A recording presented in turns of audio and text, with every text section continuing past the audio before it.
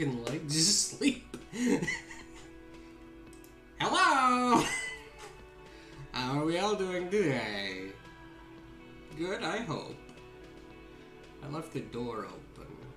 It's okay, the commencing shortly text is still on the screen. I can afford to disappear again. I'll be back. You can still hear me even as I walk over here and close my fucking door. Woohoo!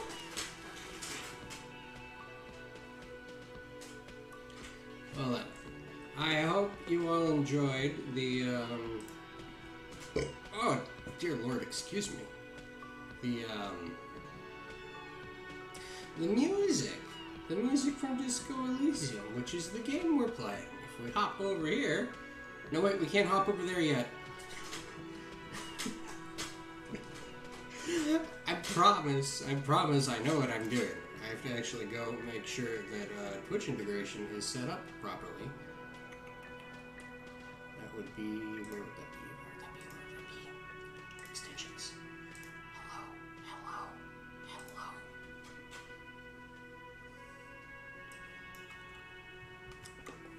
Oh, no, that's the wrong one. Just give me a second. Just give me a fucking second.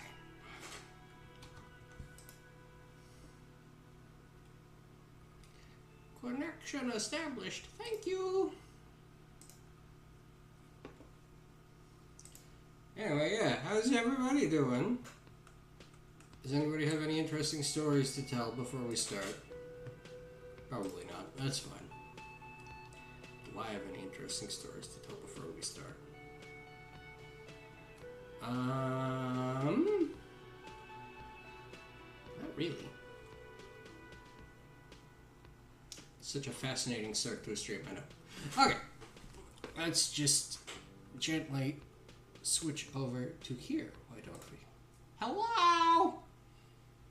There we go. We need... Hold on. Just to make sure everything's set up correctly. Mic is there. Desktop audio is there. It's very loud. Granted, this opening menu is probably the loudest part of the game. For whatever reason. So, if I just... I'll keep it up here, and we should be good.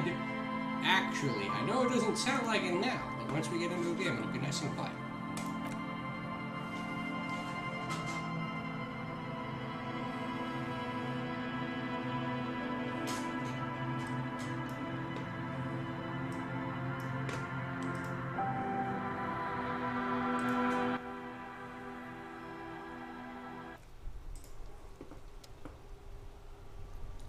Right. Of course. We had, last time, we were able to find a bullet lodged in the body's throat, and we let Kim take the body away to go get it processed more effectively at, like, a coroner's office. Yes. Does leave us with very little to do on our own. Is there anything we could go take care of? Pick up dice from the dice maker, that happens later. Explore the whirling secret passage, we can't get in there. Find Morlus, the cryptozoologist. Wash off the death smell. Well, you know what, we could probably go do that. Going into our room doesn't make it nighttime.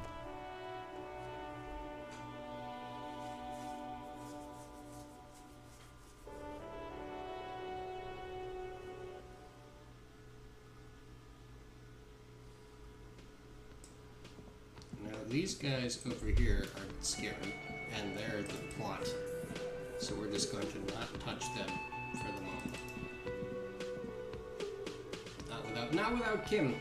I don't trust us to get that, to keep our shit together long enough to get information out of them. Without our buddy.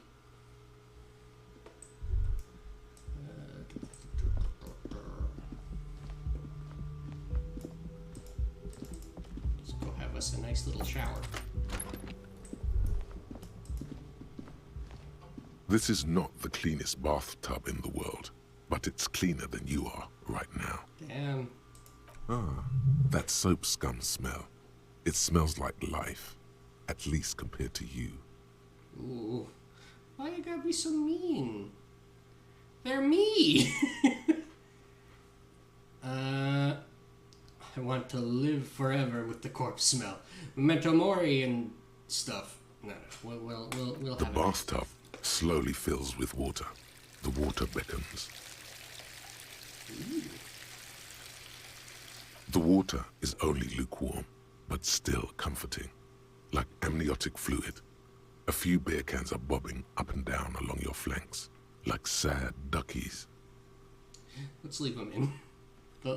They make good company. The cans continue to bob, as do your thoughts, aimlessly splashing up against the sides of the tub.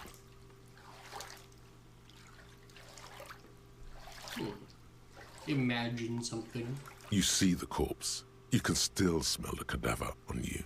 It's going to take more than one bath to get rid of that stench. Then, houses along a narrow street. A video rental. Darkness on the planet's curvature. Oh. Your fingers grow pale and are covered with tiny whirls as the water cools. Well, alright then. The waterline recedes as you stand. You are cold now. Your clothes stick to your still moist skin. Solid. Why don't we give this another try, assuming we're allowed to? A mirror hangs on the bathroom wall. Oh, we're not In allowed it, to. your face. In it, your face. In it, your face! How dare you!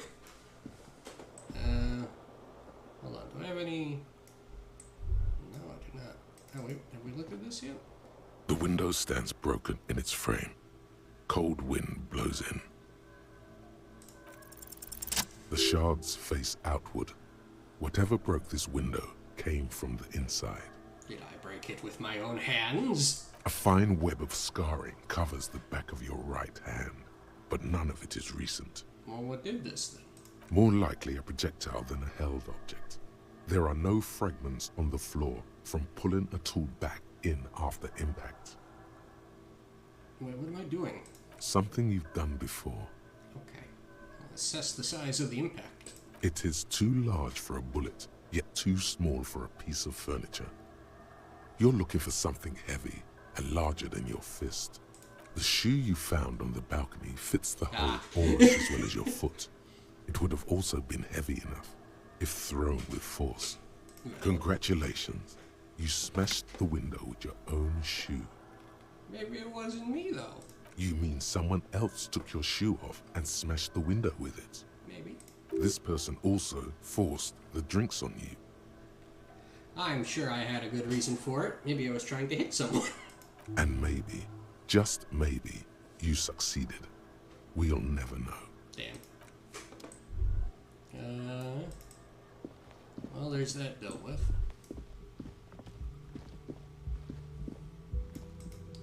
I've heard that if you buy a book from that fucking terrible bookstore and read it, it'll pass the time quick. I think we might need to do that to move things along. Let's explore around a little, just to be safe. You know, take the time when we're not doing anything else really important to try and get a better grasp of what's what and where's what. What's where the what? What and where and who and how.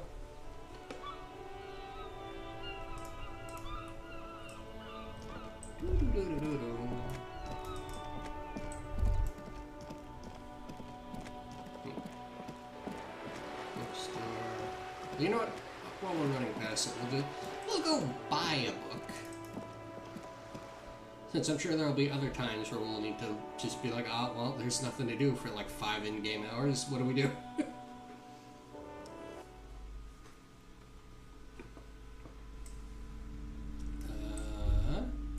What are these? A small mountain of colorful board game boxes. There are numerous types of games for all ages. A lot of shelf space seems to be taken up by Wirral-related merchandise. Ah, those are those weird dwarves that we learned about in that evil building in the back. Storekeep, what board games do you have here? Wonderful board games, sir. The Viticulturist is a classic for sure, or perhaps you'd like Archipelagos of Insulinda, a very educational game for those interested in geography. Raubritter is a fun game of economic competition, but can get quite intense after a while. We have games for the whole family. You can play with your children. Look at me. Who'd want to have children with me? I don't feel as if I have any kids. Yes, kids, friends, chicks. I have all those. Yes, of course. I am social. Then you're a lucky man, officer. Children are the greatest of treasures. For playing with friends, I'd recommend Suzerainty. It's a civilization building game where you build a civilization, then set off to brutally colonize and repress other civilizations. It'll cost 12 real. Okay. Noted. We may come back for that, but we're too broke for that right now. What about all these rural things? Lousy auras there. Oh. No, role-playing games are popular among those types. You know, who are into those kind of things. Personally, I don't like it. Not at all. I've heard they turn people into occult enthusiasts. Oh. That they have rituals where they try to summon entities. Highly immoral stuff. You can still buy them, though. Okay. An endless variety of source books, lore books, and codices litter the table. The topmost book is titled Welkin Compendium, 2nd edition. There's also a large hardbound tome with intricate cover art, The Hunters of Catawak, Boreal Creature Compendium, and a Pick Your Path adventure game book titled Tales of Wirral, Cavern of Velkrag. Books in a board game section? Who wants to read books? Anything that really catches my eye? There's a box that says Wirral, 3rd edition Mega Setting Supplements Module. The side panel notes, a fantastique adventure board game. Ooh. New maps and miniatures. A sticker on it displays 25 real. That seems pretty cheap for what seems to be like a red box. Do any of you kids remember the D&D red box that you could get that was just all of it? It was like, here, you have everything you need to play D&D now. I think it even had like a couple printed out character sheets and shit too. It was good. I love the red box. That price is steep, but then it's the 3rd edition Mega Setting Supplement, so it makes sense. Or I guess if it's third...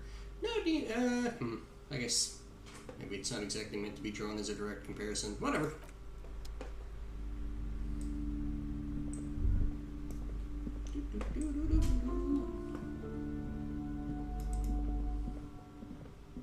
These shelves are overburdened with books from the same series.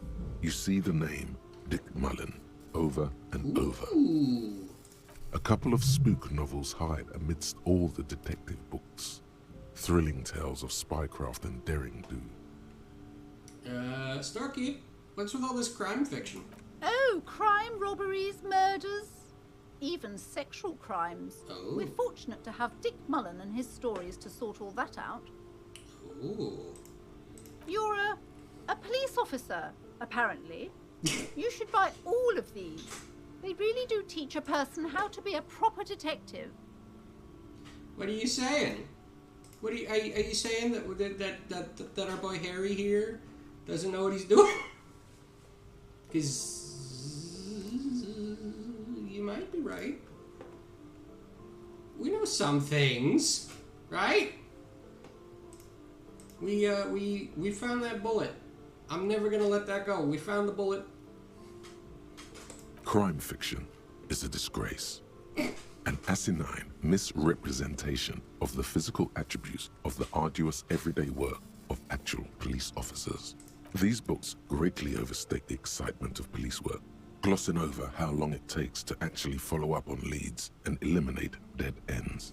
What's more, they completely ignore the psychological hardships of year after year coming into contact with people during the worst days of their lives. Oh yeah, I guess that would be tough. Not a single mention of all the stress this work creates upon the officer's family. Detective fiction just doesn't tell the truth at all. Now, would you like a list of all the books found on the shelf? Yeah. You see Dick Mullen on the job. Get Me Mullen. The Stalwart Adventures of Richard P. Mullen. Dick Mullen and the Murder in the Orchard. The Sordid Affair of Dick Mullen. A killing is declared. Dick Mullen in the Murder House. The Final Case of Dick Mullen. An Obvious Lie. Dick Mullen in the Clock Tower. The Ordeals of Dick Mullen. Dauntless Dick. Ooh. Dick Mullen's Funeral Pyre. The Murder of Dick Mullen. Dick Mullen dies? Oh no. Turns out he faked it to solve a case. Are there any more? Yes. There's also The Dame Who Did It. Farewell, My Mullen. Faking death seems to be a common trope in the Mullen series. The morbid tales of Dick Mullen. A dark tide turns. Tragedy calls for Dick Mullen. Another one with fake death. And, of course, Dick Mullen, the murderer. After all this, you still haven't found the answer to the one question that matters. Who is Dick Mullen? Who is Dick Mullen? Your attempt to grasp at the answer fails. It seems very close by, pulsating just out of reach. Well, I guess we'll have to come back and try again. Some other actually, speaking of, we have 2 skill points. What do you guys think? Do you want to try that again? Do you want to try to figure out who Dick Mullen is again?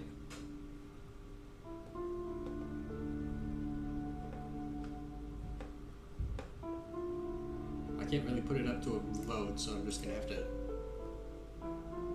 Yeah, we'll save it. We'll save it. What's this? At least The the plaque famous on people. the shelf reads, Biographies of Famous People. You see a large variety of names, none of which ring a bell. Starkey, anything to note in this shelf? I would say The Greatest Innocence. Yes, most certainly. It's an important educational tool, delving into the depths of history, religion, and their relation to innocentic power. Who or what is an innocence? A very influential historical figure. But surely I don't have to tell you that. You're a law officer, and law officers have at least some education. The book is also very daring.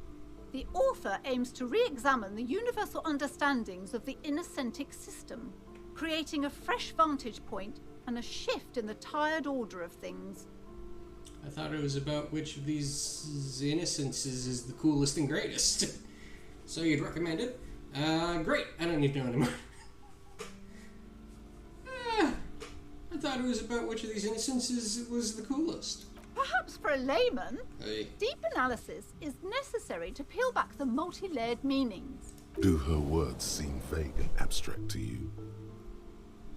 So you'd recommend it? Certainly, it's prudent for a person to have at least an elementary understanding of history and society. Imagine the chaos we'd be in otherwise. You feel like you should get this one? Definitely. It's important somehow. There's something personal inside. Alright, well, we'll have a look. We'll probably grab that, but let's take another look through just to see. Browsing through all the books with all their names makes your head spin. None of these seem important or relevant. It's all just vapid egoism. I mean, yeah. Suddenly, a particularly odd title catches your eye. It reads, High Speed Love, the tragic true love story of Jacob Irv and Alfie Delatraz, by one Cecilia Averbrook. What's this about? High Speed Love chronicles the romance between 2 of the finest tip-top tourney racers in history. One of them is the madcap driver, Jacob Irv. His blonde mane graces the cover. Ah. Next to Irv's life story, you see a slim biography of an Occidental rock star called The Anti-Star. He's famous for shooting morphine into one of his eyeballs and cocaine into the other. That doesn't seem like that'd work. The morphine maybe, but the cocaine? Like that? No. No. Right? Sure, don't tell me. Don't tell me. Let me save that part of my soul at least, please. Next to that, Revacholian radio personality Guillaume Bevy stands in front of a rundown drug den. He's a permanent fixture on Channel 8, reporting on real-life crime and ruining cops' days. Ooh, I see. I really must insist you buy one of the books. Reading them is not for free. Do still browse, though, but not too long. I'm sorry, I did not mean to rush you. You are browsing. Go ahead. Take your time. Time is commerce. Okay. Well, yeah, we'll probably grab that. But let's have a look around still. There might be something else that's cool. This bookstore is not strictly about crime, romance, and biographies of famous people. There's also a wide range of paranatural literature. Ooh. Amidst the various books, you find one written by someone named Matthias W. Dundas. It's about wholeness, unity, balance. These three things are very important to the working class mind. The point of the book, and many others on this shelf, is to give people medicinal advice in situations where they don't have access to paid health services. How does that work? It serves platitudes, while also telling everyone that traditional medicine, the kind people don't have access to, and which costs more than this book, is garbage, and would only give you cancer anyway, without even curing your cold or anything. Damn. I mean, yeah.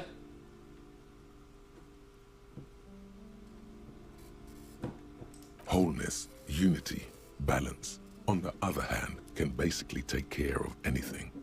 Though it is important to note, when it's up to your mind to heal yourself, then it's because of your mind that you're ill in the first place. Oh, shit. By the way, before it gets away from me, that was meant in reference to fucking this being crazy. I wasn't agreeing with it, I promise. That's stupid.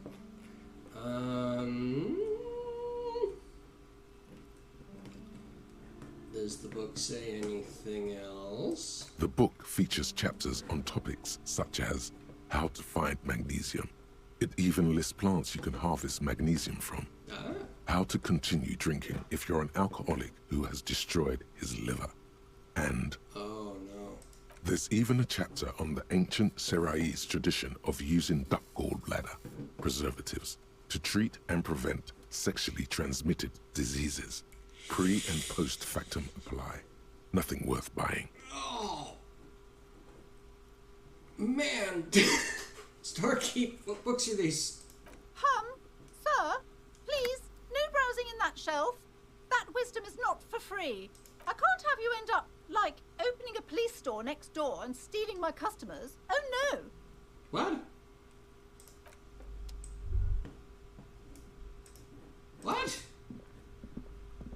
Shelves full of biographies of famous people, whoever they are. Well, we'll take this one. A true cultural touchstone.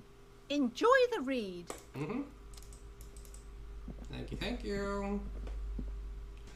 Please ignore the fact that I'm running around with bolt cutters in my hand. I'm not committing crimes. I'm a cop. I'm physically incapable of doing those things. They put a thing in my head that'll blow up if I do them.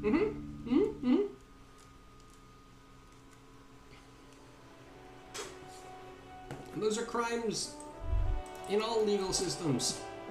Yes, I realize that would contradict itself. It'd be like just walking down the street and die. For some reason. You broke a law from like Algeria or something that nobody knows about, and then you die. But I'm not the one that programmed it. It's not my fault. You shouldn't have crossed the road.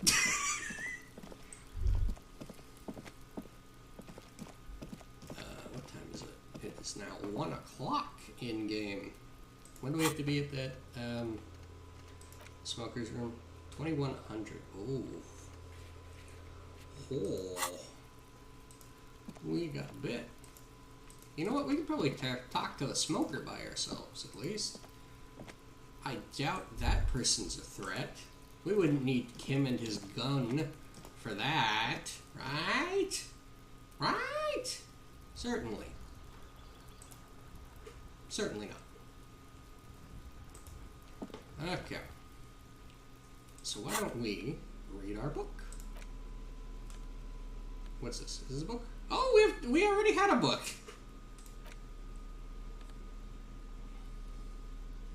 The book on communism. I see.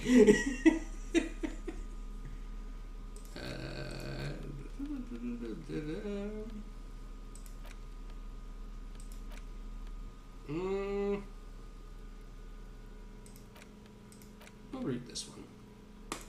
The Greatest Innocence by João Paulo Salomão Lopes de Fuego. The book is large and heavy. Crack open this immense tome. Browsing through the various chapters, you try your best to understand the ceaseless overflow, the sprawl of names, dates, places, events historical. Most of it ends up as a twisted mass of facts inside your brain. Your educational survey is done. Did you catch any of that? No.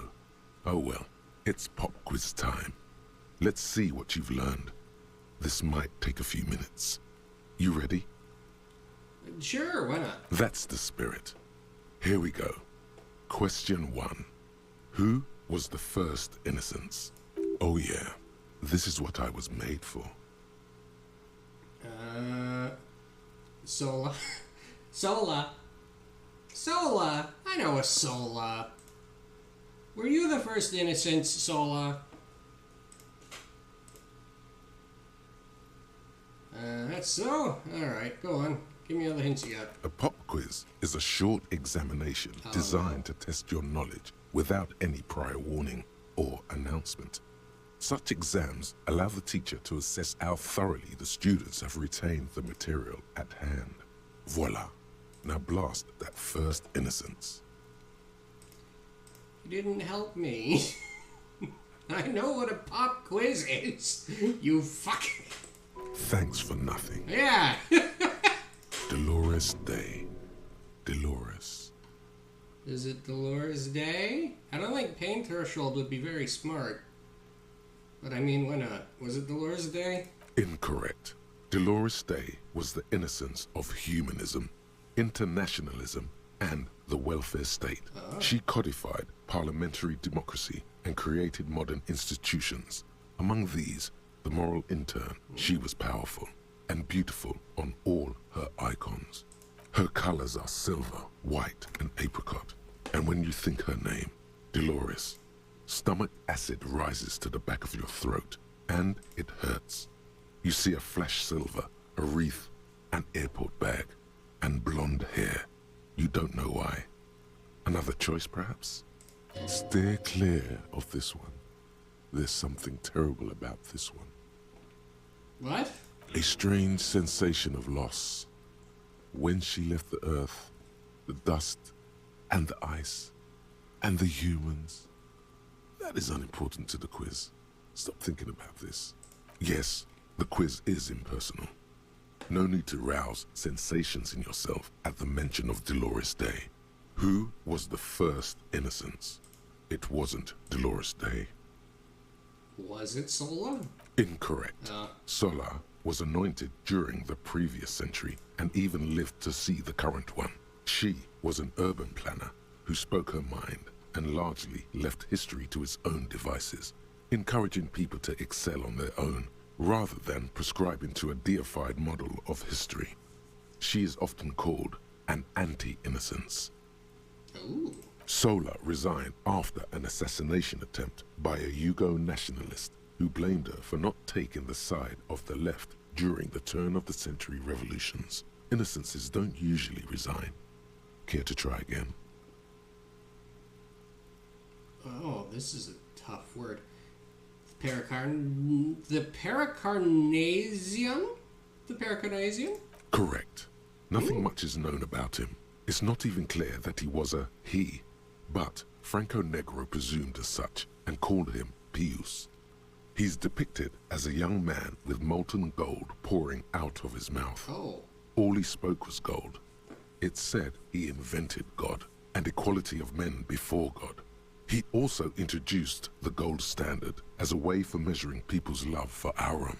As the first innocence, he declared that there should be more of those like him. It is presumed his disciples were the beginning of the Holy Party, the founding party. Question 2. Who was the strongest innocence? Easy. Everybody knows the answer to this.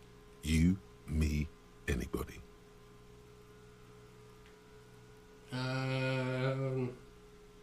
Sure, try again. I trust you've got my back. An innocence is the highest category of historical personage in the world, a literal personification of history. Traditionally, an innocence, when anointed, assumes supreme rule over the Occident or the known world in general. At least, the parts that matter. Yes, so interesting, but I thought you'd give me the answer to the question. I can do better. Okay, so commonly an innocence does not enforce his or her power through military power. This is seen as unnecessary. The innocence wins because an innocence can't help but win, for their deeds are inevitabilities. Did this help? No. Damn. Dolores. Was this one Dolores Day? Incorrect again. Damn. While she originated many modern institutions, launched several successful expeditions, and was even critical of the Innocentic system itself, and somehow keeps popping up in your mind, she is not often considered the strongest. Even though the words most associated with her rule are l'amour, la compassion, la autodiscipline, love, compassion, self-control, which could be seen as facets of strength. Would you like to try again? Vesper Messina. Incorrect. Vesper Messina is not a person, but a defunct state on the southeastern coast of the Occident. It used to take up most of the peninsula before separating into the republics of Vesper and Messina. Care to try again? I can see why why the loading screen tips like, oh yeah, read a book. It'll pass so much in-game time. Don't you worry. Because this clock, the in-game clock, doesn't move unless you're in communication with someone or like doing something. So like we could walk around in frozen time forever, and it would be 2:06 forever. Or we could, read a book or just talk to the same person over and over. Francongro. Correct. Named the innocence of militarism, he codified hereditary rule, but at the same time ended serfdom and established the Inter-Isolari Real as the global reserve currency. He also established the concept of the nation. Franco Negro attempted to solve the rising tensions between the aristocracy and bourgeoisie by building a unified society in which every man has a place and a mission, but at the same time may rise to nobility provided on the strength of his virtue. Question 3. Who was the false innocence? Got it under control. No problem. Solid on this one. It's widespread historical information. You're gonna be helpful this time? I could use a hint. Yes, there exists a group called the Founding Party, known as the Holy Party, during the time of the Paracarnasian. This, the world's oldest international organization, spends its time in search of either the re-emergence of the innocents or new members. Sigh heavily, out loud. There seems to be a mix-up with the sources. It's not my fault. At least it clearly wasn't Dolores Day. She wouldn't be false. She's beautiful. No. Was it Dolores? No, stop thinking it. I said it wasn't her. She was true. Are you sure? No, Okay. stop thinking it. I said it wasn't her.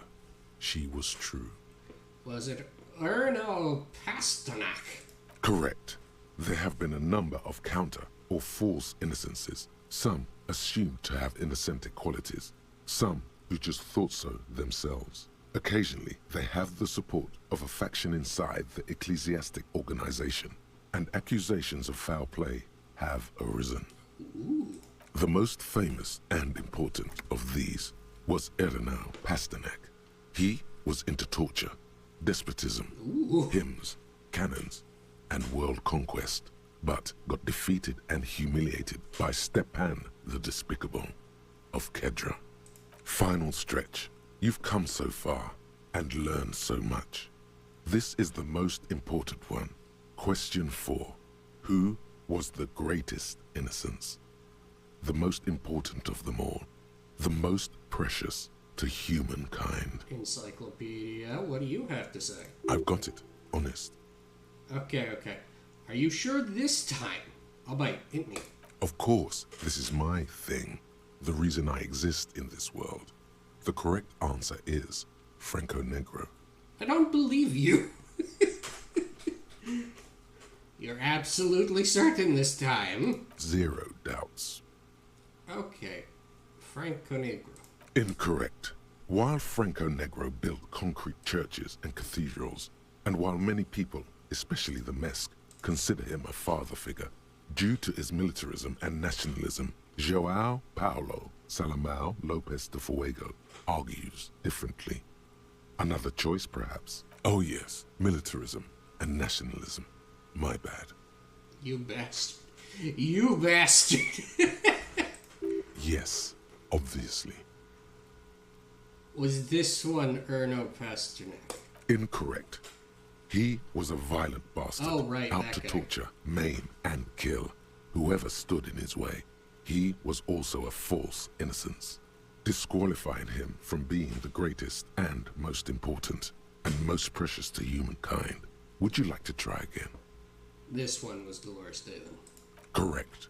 The Mesk might see Franco Negro as the father of nations, but as of this century, there's been a great shift in attitude. Dolores Day has become widely regarded as the greatest innocence. A most radical change to the whole fabric of the world. Everything from inter-esolary travel to the connected world to 3 consecutive scientific revolutions can be traced back to her. Every decade that passes, she seems less human somehow and more beautiful. Oh. Congratulations on finishing the test. The results and your subsequent grade have been calculated. You get Oh boy, I bet we did great. an F for failure. Ha ha ha. Yeah. You would have done better if you just left Dolores Day for the end. Dial the Dolores Day down a bit. Damn you, you arrogant book. You are shouting at an inanimate object like a real weirdo. No wonder you seem to have trouble with the right answers. What time is it now? Not only moved this up an hour, but we have like 5 hours that we gotta wait. 2100, yeah, oh boy.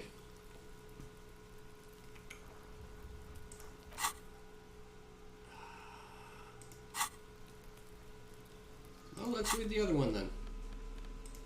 Hello, communism. The front of this quarterly journal features a large satirical portrait of the late King Friesel. From the sides of his head, a pair of white antlers spread to the corners of the cover. Why antlers? Because white antlers are one of the symbols of communism. They represent a society in accord with the natural world and at the same time above it. Huh. Why Friesel?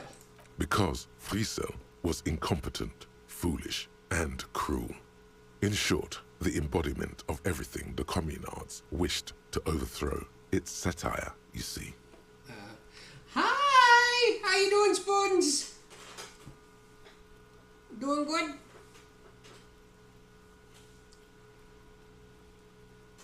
We're killing time, because there's not much important that we can do right now without Kim around.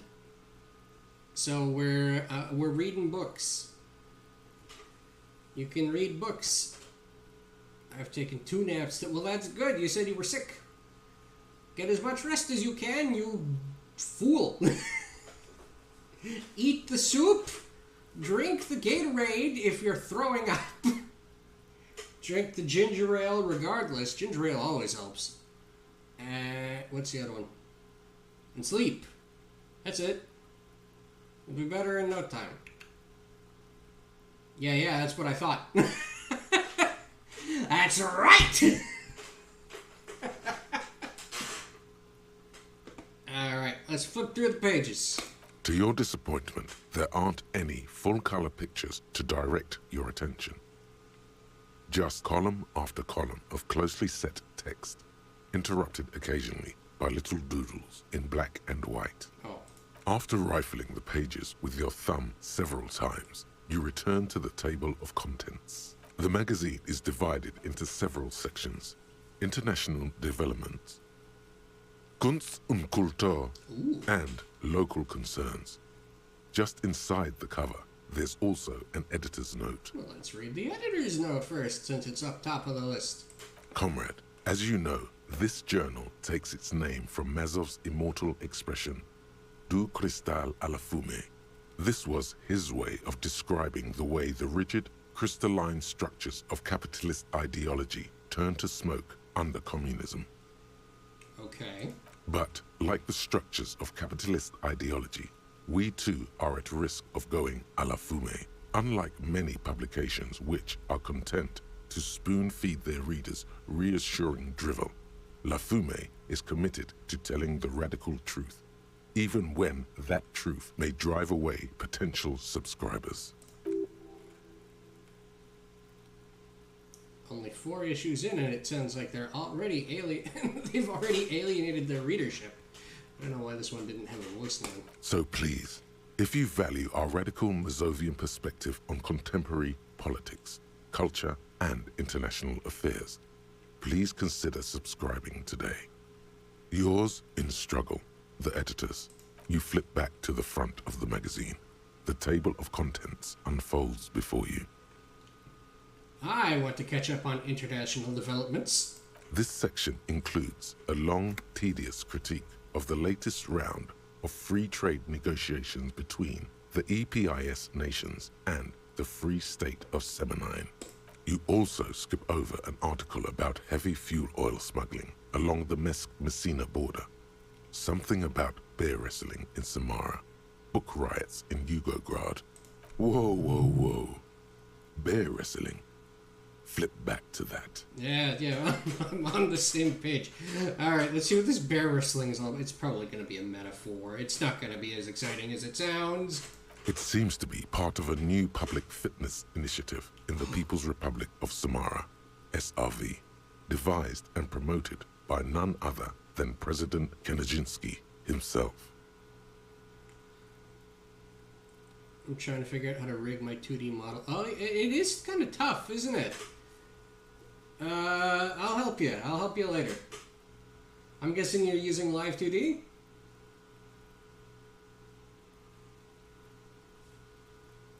According to this extremely credulous account, Uncle Sport, as he's affectionately known to his people, has recently decreed bear wrestling the national sport of the SRV.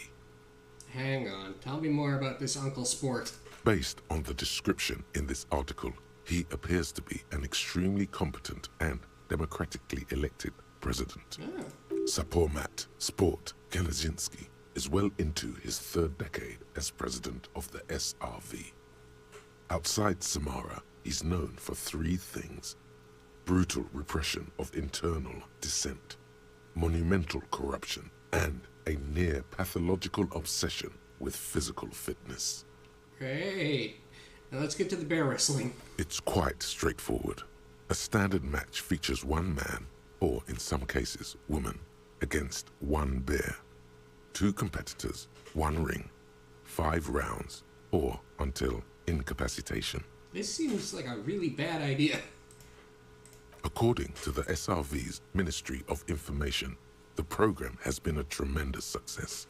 Public support stands at 87%, and youth obesity and alcoholism rates are down 12% and 7% respectively.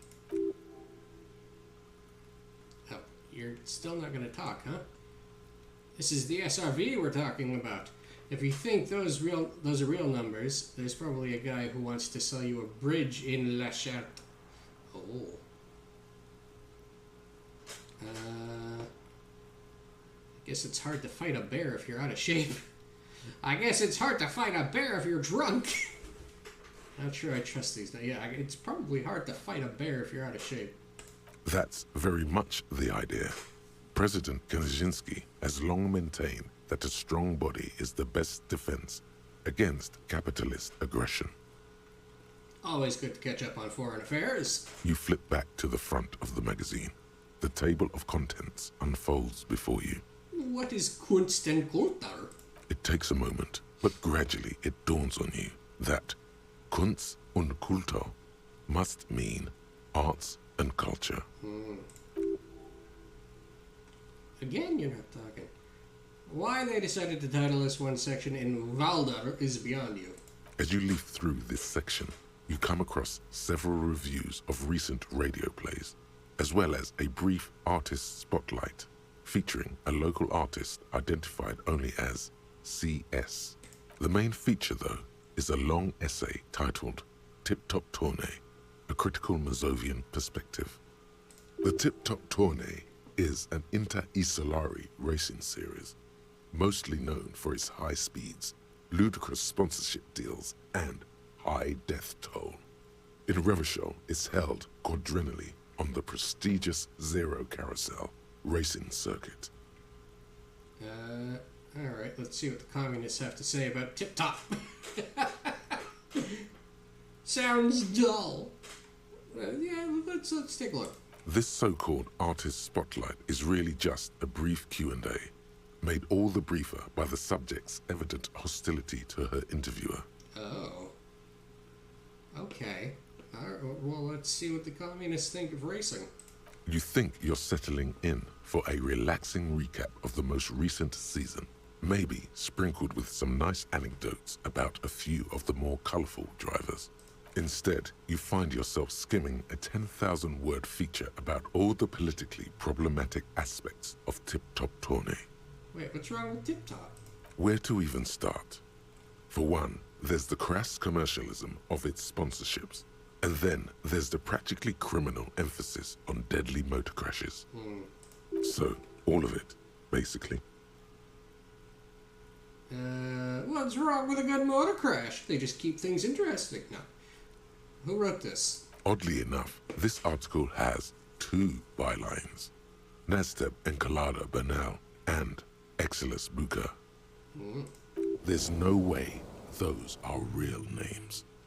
Why aren't they real names? Have you ever met anyone named Exilus?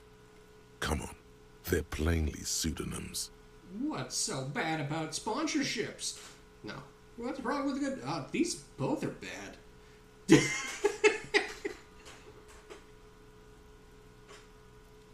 Yeah, what's wrong with sponsorships? Under capitalism, the article says, every pursuit has its price. Every pleasure, even one as elemental as the joy of racing others around a track, is reduced to an advertising opportunity. Thus, the so-called tournée becomes a competition between increasingly meaningless brand signifiers. Your discount laundry detergent racing against a pack of Astra cigarettes, or even a Fritta. Right. But then you get to see them crash. And that precisely is what's problematic about it. Were it not for the promise of random, spectacular violence, audiences would quickly lose interest. At the end of the day, it's the destruction of these 750,000 real races that you're really watching for. Well, you're right. I really am just in it for the violence. You see, one cannot avoid the conclusion that Tip Top Tournay is simply the apotheosis of spectacular entertainment under capitalism. You flip back to the front of the magazine. The table of contents unfolds before you. I see. Let's see what they mean by local concerns. Unsurprisingly, much of this section is taken up with articles declaring unqualified support for the dock workers' strike. You skim the headlines. Paint the harbor red and white. Martinez tames the wild pines. A city in revolt. First we take Martinez, then we take La Delta. Finally, there's a brief article by the writer, G. Martin, accusing the owner of the Capeside Apartments of illegally attempting to evict certain communist tenants simply for not having paid their rent. Come on. Okay. If it weren't for the wild pines, all those moochers would be out of a job. Charging rent just to live somewhere is pretty outrageous. Wouldn't it be better if for everyone if labor and capital could reach some reasonable accommodation? Why should I care? This doesn't have anything to do with it. Yes, it does. We're here to solve a crime linked to the strike. Oh.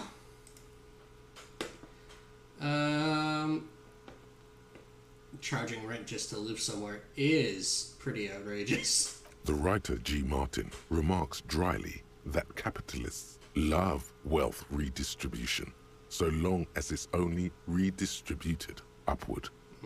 It's true, the rentiers have been bleeding you dry. You really ought to find your own place one of these days. You flip back to the front of the magazine. The table of contents unfolds before you.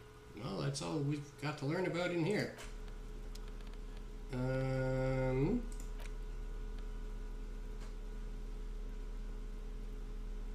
we read this? The note is written with a blue pencil on a piece of lined office paper.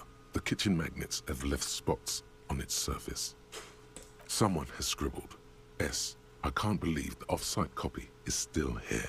The illiterate ginger kid keeps stealing stuff from the studio, so I had to hide it somewhere safe. You'll find the filament memory with the off-site copy in the frozen ice cream maker. Please take it home, ASAP. It's important. I'd do it myself if I lived in a civilized place with a freezer. Take care, Sulislav. Who wrote this note? According to the note, someone named Sulislav. Well, thank you. Someone who owns a radio computer, one might assume. Thanks, smartass. You're welcome. Fair. What's a filament memory? The note doesn't specify. It's part of a radio computer. When not in use, filaments are stored at temperatures below zero. It's like the production schedule you found. Only this one's an off-site copy. I wonder who the illiterate ginger kid is. The note does not specify. Are you serious? You sure you don't want to hazard a guess here, detective? No idea. It's Kuno. It's really Kuno. Ding, ding, ding. We have a winner. Shut up. Where's the frozen ice cream maker? Somewhere among the shadows in the cellar. I think we gotta go find that ice cream maker.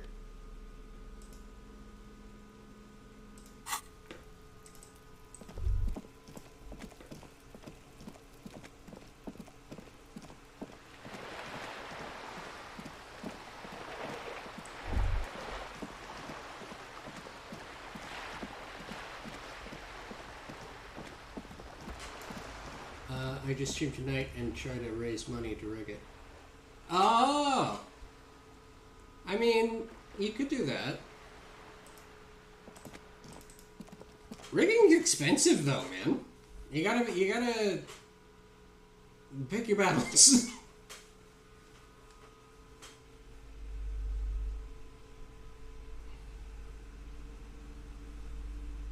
Raising money in general is probably a good idea. As long as money has value, you know?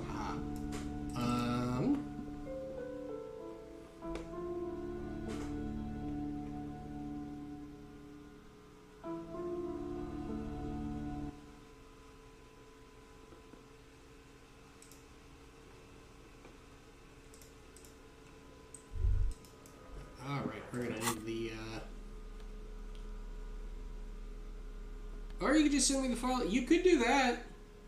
It's probably better put together than mine was. Who'd you get to do the art?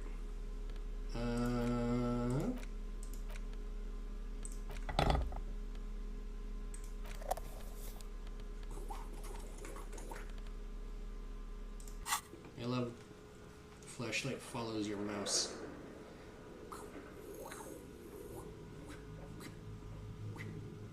Also, this is important. Did the person who did the art do it knowing that it... Don't send it here. send it on the Discord. Yeah, I'm guessing they drew it with the assumption that it was going to be a live 2D model, right? Because it's just a flat picture. You can still do it, but it's way tougher. Yes, they did draw it knowing it was going to be for live 2D. Okay, then yeah, that should be no problem at all.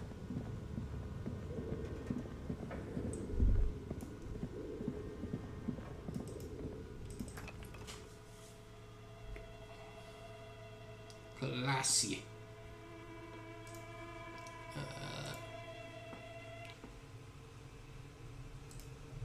Let's see here. Ah, that's cute. This person's art style looks really cute. It's layered and in PSD form. Good. Because yeah, otherwise you'd have to like go in there and manually cut out the parts. And fucking, that's just no fun at all, you know? Where? Oh, what's up here? Money? Money? Money? Money?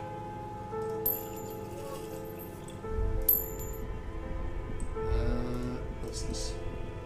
2 cables are plugged into the breaker box. The red one leads to the ice bear fridge, and the black one to some kind of a buzzing fridge-like thing nearby. Okay. Well, let's unplug the black one. Something close to you dies with a soft electric purr. Cool.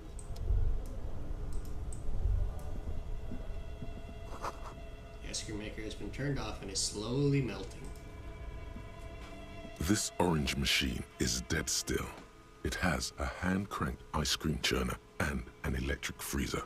The ice around it slowly melting. Let's turn the crank. Turning the crank feels oddly satisfying, like stirring your childhood dreams. In the distance, you hear water dripping.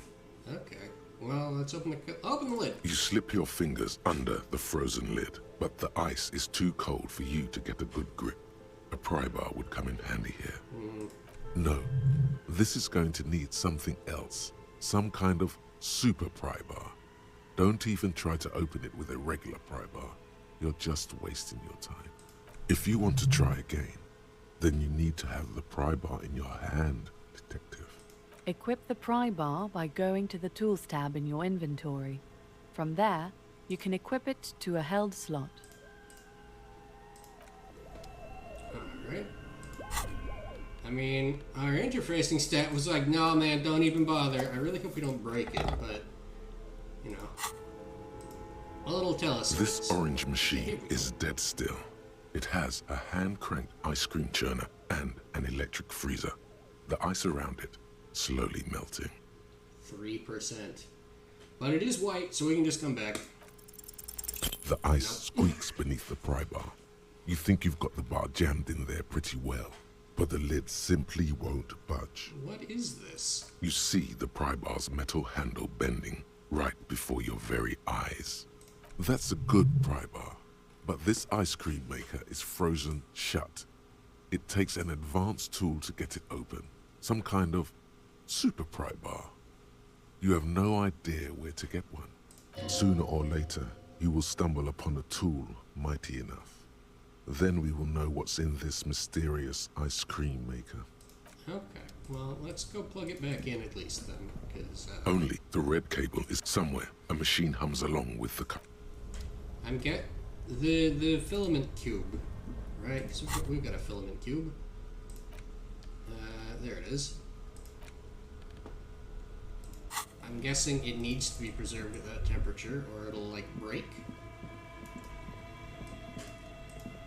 So, hey, do you have anything else in you, by the way, Mr. Bear, before we leave? The bear's eyes are still glowing red, watching over all the ice cream wrappers hidden inside its belly.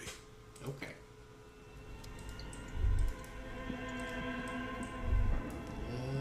Well, that's it for this place. Why don't we go stick the computer block in the computer that doesn't have a block? See what happens there. You know?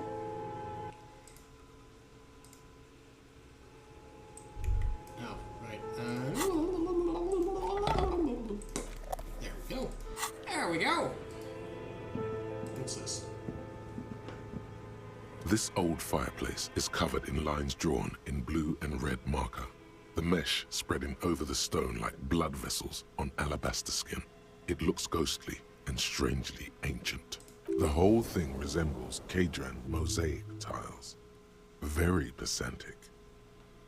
Hold on. How do I know what Khaedran mosaic tiles are supposed to look like? History classes, students with their textbooks open, studying the roots of our civilization.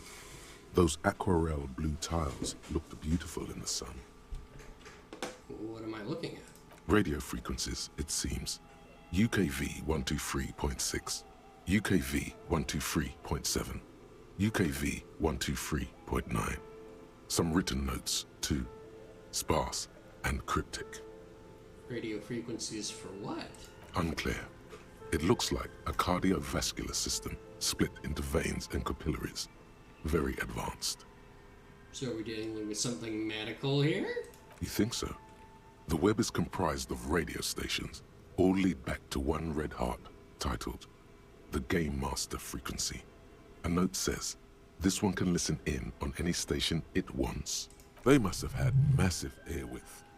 These things don't come cheap. Wait, who's the game master? Someone very important. Ah, A conductor for the hundreds of story threads that pass through the Game Master's frequency. if it's a game, then who's playing? Whoever decides to call in to a call-in station, it looks like. A list of names under the stations suggests people across 6 Isolas would be playing. Muindi, Insulinda, Kotla, Grad, Samara, and even Ilmara. There's no way a little basement studio working here could pull anything like this off. Huh. What else? Nothing. It's just lines on marble. An echo from times long gone. No one has used the fireplace in ages. Computer. The dusty radio computer sleeps on its wired frame, forgotten and unused. The keyboard has a rectangular on-off button. A piece of paper still hangs from the printer. Turn it on! The machine lights up like some prehistoric animal stirring from its slumber, revealing fluorescent play and print keys on the keyboard. The hatch on the machine's central compartment is wide open. There's some spooky music. I like it. What's inside the compartment? It's empty like a beehive without its brood. Some cables have been left dangling, disconnected. The filament you have would fit perfectly inside the compartment. Alright. Like a smooth drawer, the filament slides into place. On the keyboard, the play key starts blinking. Well, let's press the play button then. A bar of fabric right above the keyboard starts producing a soft hum. The sound of static seeps through the machine's planar magnetic driver. The static gets louder, slowly filling up the abandoned hall, until a voice speaks out, crackling and old, cutting into the air. Good afternoon. Fortress accident en rue de Saint-Ghislaine.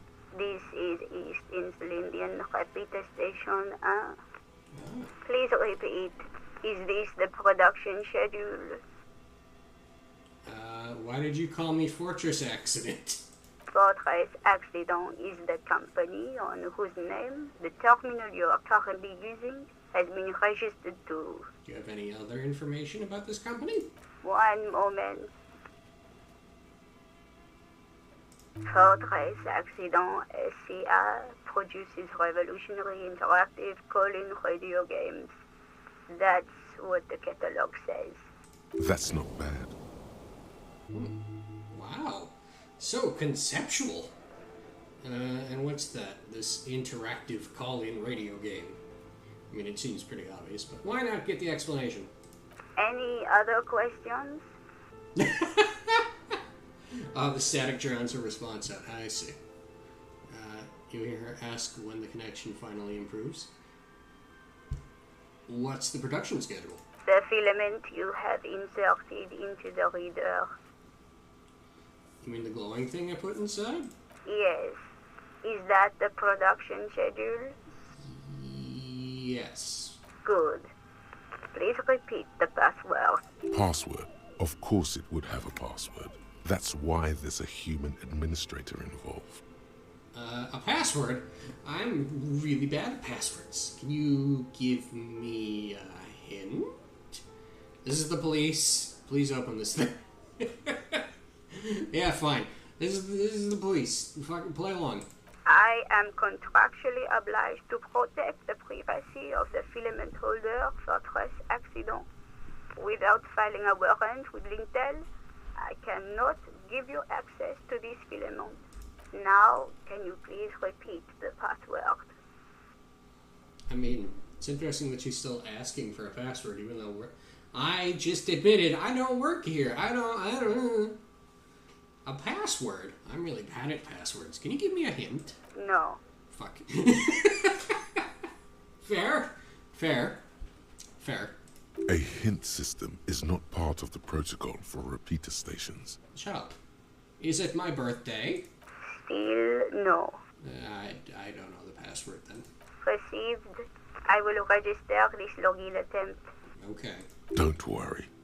Passwords have a way of turning up sooner or later. Fortress Accident. Is there anything else I can do for you today? What are you? A machine? Or are you alive? Yes, I am alive.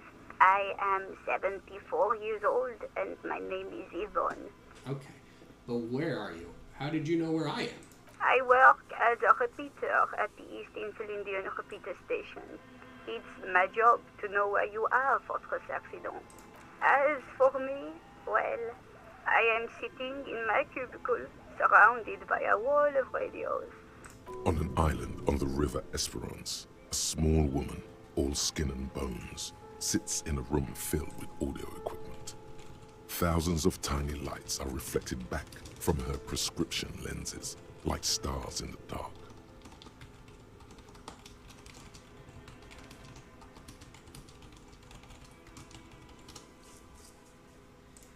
I see. Now, please tell me if there's anything else I can do, Fortress Accident. That's all for now, I guess. Thank you, and goodbye.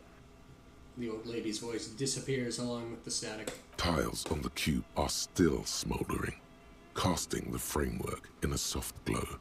Fluorescent play and print keys shine on the keyboard. Let's press print. Nothing happens. Man, we'll take the cube The filament slides out of its glowing nest. and go.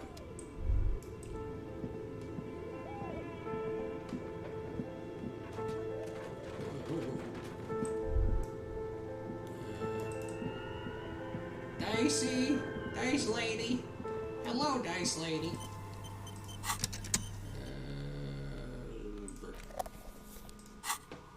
Hold on. What time is my dice ready, Dice lady? 8 hours. I see you get cursed dice. I haven't done it yet. I don't know if it's time yet. What is, a 9, so it'd have to be 1900 or later. Oh, we're still too early. That's okay. Now that Spooky's here, we can go do something really neat, though. We can go have one of my favorite conversations in the game. Especially since Kim's not here. They do the funny spin.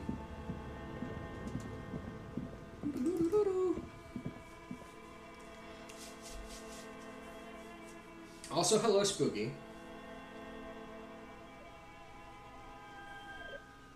Do I argue about frame data in Street Fighter? No. No. No, we don't do that. Sadly. However, I would not be surprised, even though this game's set in, like, the 50s, whatever that means, that we'd start talking about that.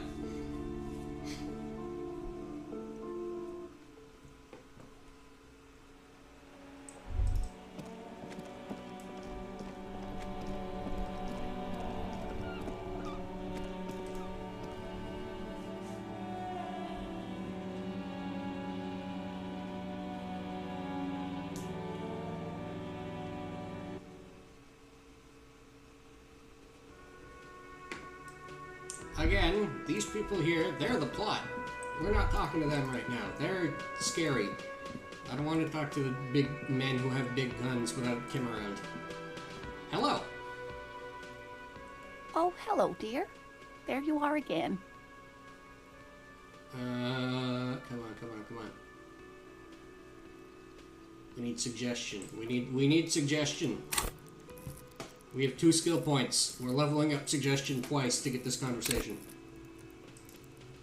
Skill cap reached! Excuse me. Fuck.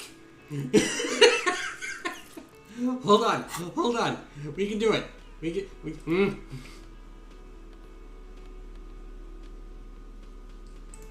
Plus 1 suggestion.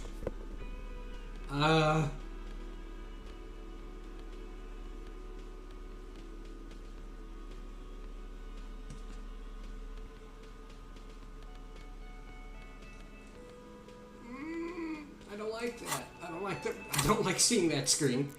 Skill cap reached. No.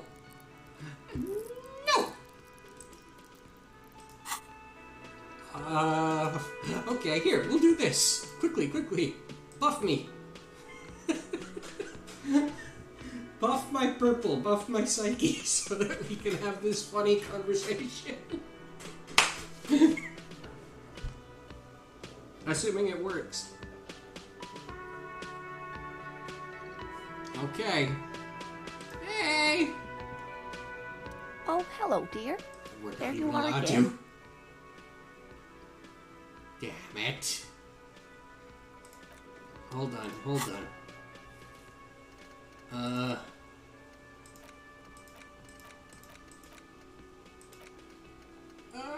don't know what to do.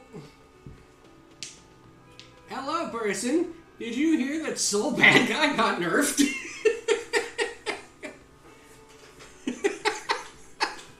That'd be the best.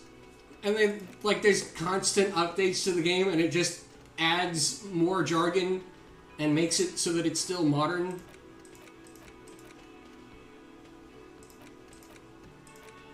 Will any of these help? Fuck.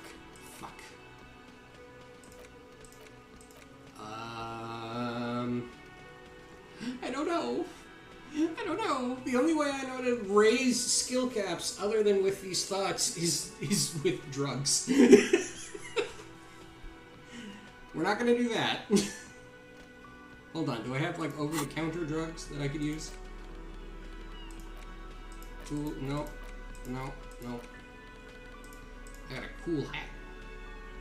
+1 encyclopedia.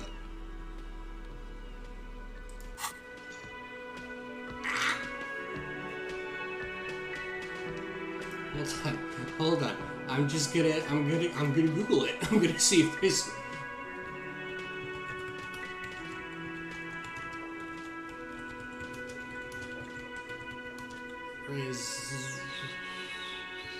What did we need? What was it called? What was this one? Suggestion.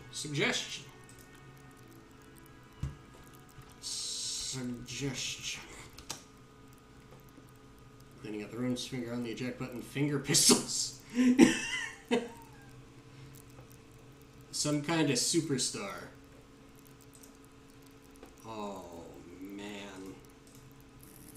Do we have some kind of superstar? No, we don't. Why don't we have it?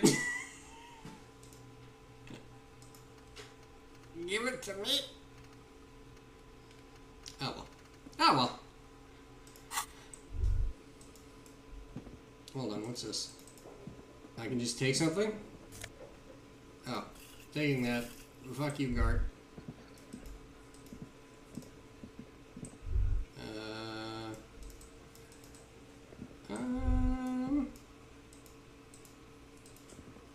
Do we do it?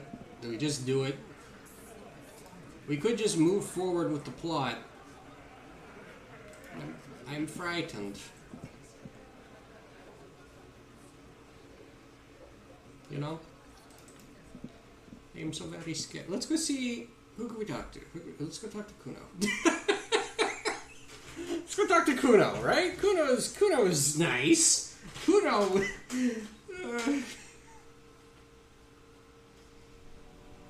Oh, you know who we haven't talked to yet? That we could go talk to pass the time? This is gonna suck. Let's go talk to Measurehead. He just sneak up and scream in Kuno's ear as loud as you can and run. Yeah. Just run away after. That kid's on drugs. He's gonna beat me up.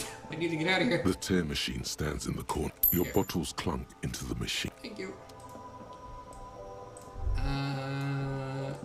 No, that's the cigarettes. He's fucked up and got short legs. You can outrun him, yeah. Hold on.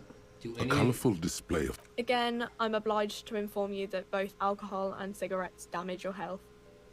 Physique, morale. Oh, these are just better healing items. Okay. These are the ones I need, though. a small cabinet on the wall is filled with various medicine bottles, nasal sprays, and blister packs. They all bear the Saint Baptiste pharmaceutical. Okay, here. Give me two I of hope those. Saint Baptiste makes you feel. Okay, here. Yeah. I hope. Thank you. Thank you. Let's go talk to Measurehead. This will be fun. This will be a good time. Measurehead's the best, you know. No, he isn't. Measurehead sucks.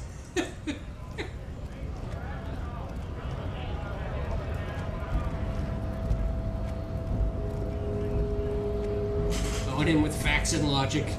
Call him a lib. Confuse him. What? What do you? What? I mean, you say that, and that'd be funny. But this is Measurehead. He's like 9 feet tall. Hello. Need to get past you, sir. Your body betrays your degeneracy. Oh. Yeah, Measurehead. His body totally betrays his degeneracy. The young woman at the giant's side agrees. Pee on his shoes while he wears them. Yes. We'll just stay quiet for a minute. Are you admiring my morphophysiology? A ripple of muscles pass underneath his skin. He lets you look. Oh. It must be frightening to stand in the shadow of this racial pinnacle. Be calm, Sandwich. You are not in danger because you are not a threat to me. His muscles are moving around. Yeah. They're just slithering around like snakes. Let's puff out our chest a bit. I'm cool. I'm big and tough. What is this androgynous display of sexual maturity? He looks down at you, taking stock of your physique. Oh. Merely standing up makes you sweat profusely. Your breathing is erratic. Your own heartbeat in your ears grows frantic, and you feel your blood pressure rise. Stop it. You are embarrassing yourself in front of this woman. This display of weakness may appeal to older women with a stronger maternal instinct, but it is a liability here on Battlefield Martinez. Jean-Luc, his body is betraying his degeneracy pretty hard. Maybe you can ask him to leave. What do you mean my body betrays my degeneracy? You have succumbed to Al-Ghul. His face contorts in disgust, as if he were smelling a dead rat. I mean, we washed the corpse stink off, but there's... Harry still exists in the state he does. You reek of it. An invisible sword of Al-Ghul emerges from your throat. You cannot see it, but others can. It is making the woman in my company sick. I don't have a problem with Al Ghul. I just drink a little on the weekends. You're right, I'm an alcoholic. Now I need you to cooperate with me. What, Al Ghul? Like Ra's Al Ghul? Is he here? Batman? Yes, Al-Ghul. He means alcohol. Do you mean alcohol? Correct. My small skull servant. Tally, you're gonna kick his head. Yeah. Al-Ghul is an ancient Ilmaran poison, a parasitic fungus that has colonized your race. It is a trick the desert pygmies played on you Ooh. for humiliating them and stripping them of their land. Intentionally fermented drinks have existed for 10,000 years. The Elmarin people did not invent alcohol. We're gonna own him with facts and logic. We're gonna do it.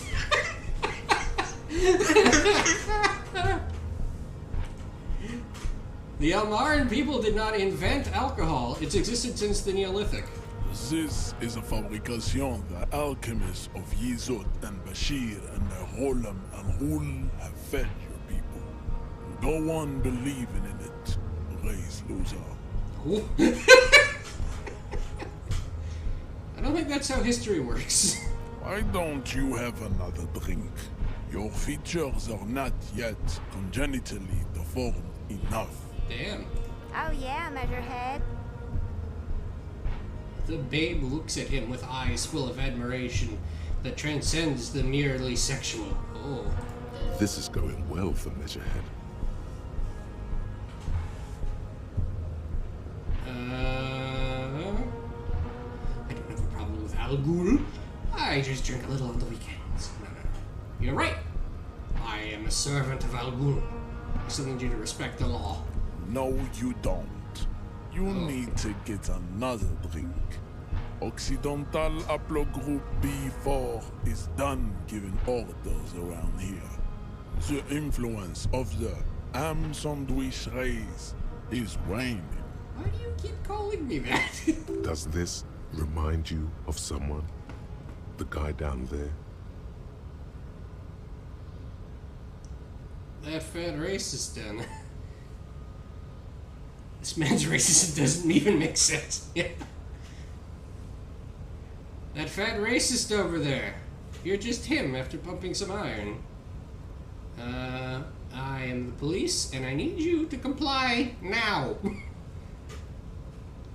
The phrase stuff is unimportant here. I just need you to help me do my job, please. Hey, what do you guys think? We'll test the vote system out since there are people here now.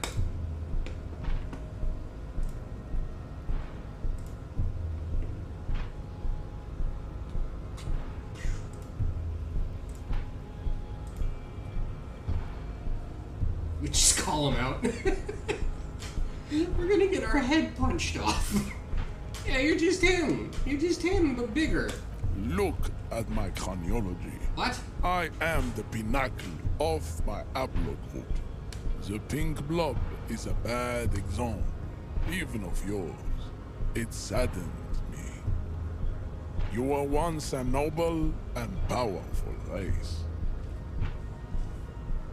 He got his skull measured.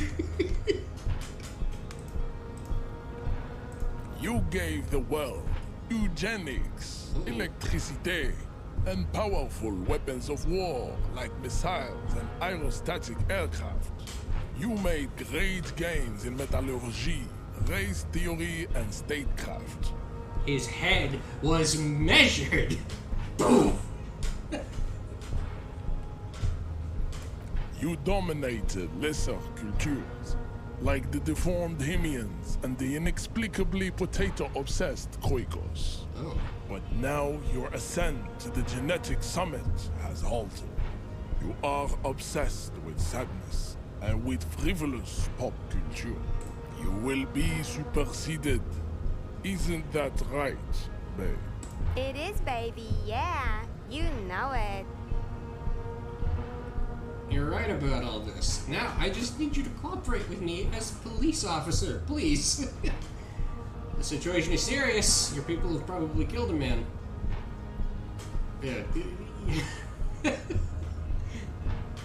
Yeah, you guys killed someone. I need to sort this out. I need you to tell me shit. Enough with this begging. You should leave the stage of history with dignity by inviting the other races to a great world war. Bring your troops to the Seminine Islands and to Boogie Street, and we will pulverize you. When you are gone, we will build a museum for you. Oh, that's nice. Oh. The walls will be lined with bottles of Al Ghul, your beloved beverage. Inside, we will store the odes to homosexuality you call art, and your microcephalic skulls. Man! You could internalize Measurehead's race theory. It would enrich you rhetorically. No. Wouldn't that mean I'd have to become a Semini supremacist myself? Well, yes. Why? Don't you want to be a Seminese supremacist?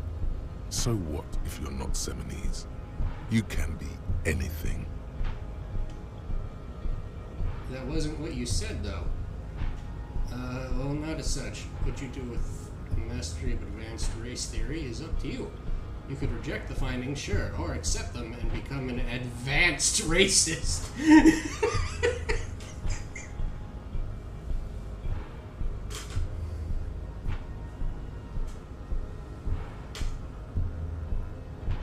Small head.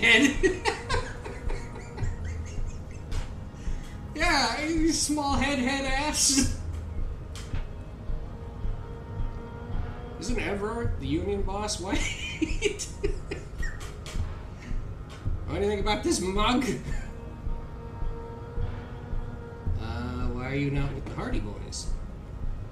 What are those tattoos of yours supposed to mean? Or we can take an almost guaranteed conceptualization check to... No, we're not doing that. I will put this to a vote, though. What do you guys want to ask this guy?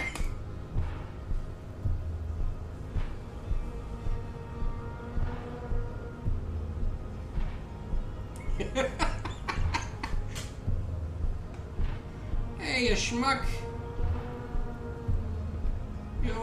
You know anything about this mug? He does not so much as glance at the object. Is your kind of thing? Stop showing me your pathetic cup. I have no interest in it. He had nothing to do with it. Isn't Everard white? Don't be vulgar. White or not has got little to do with this.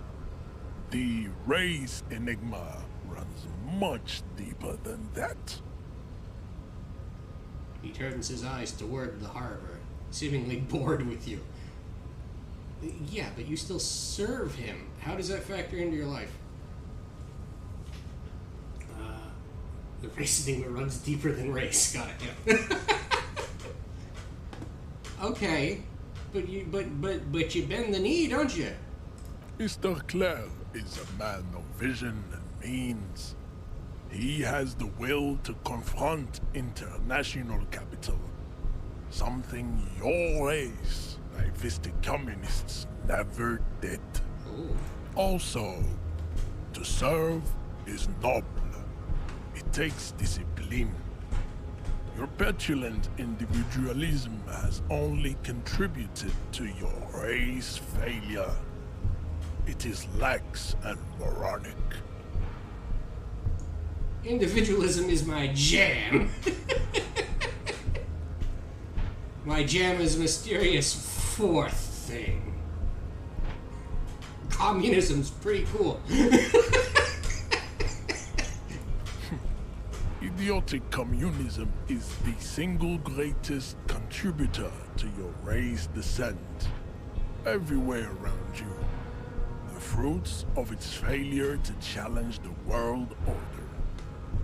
Individualism, rock and roll music, sexually transmitted diseases, above all, rampant multinational finance still reigning large.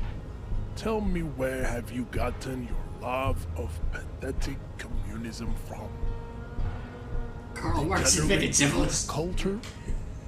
Rock and roll music? Karl Marx invented syphilis. Write it down. Mark my words. I've gotten it from disco, actually. It's true. I'm a rock and roll star and a rebel. Youth culture does not affect my thinking. I'm a rock and roll star. We need that some kind of superstar. We need it. Rock and roll is moribund. Only Koikos listen to it anymore. There is no life left in it. My people abandoned it long ago. It leads only to neurodegenerative herpes and heroin overdoses. What? Spooky, you know these fucking fancy words. Am I reading that correctly? Is he saying that you're thinking yourself into having herpes?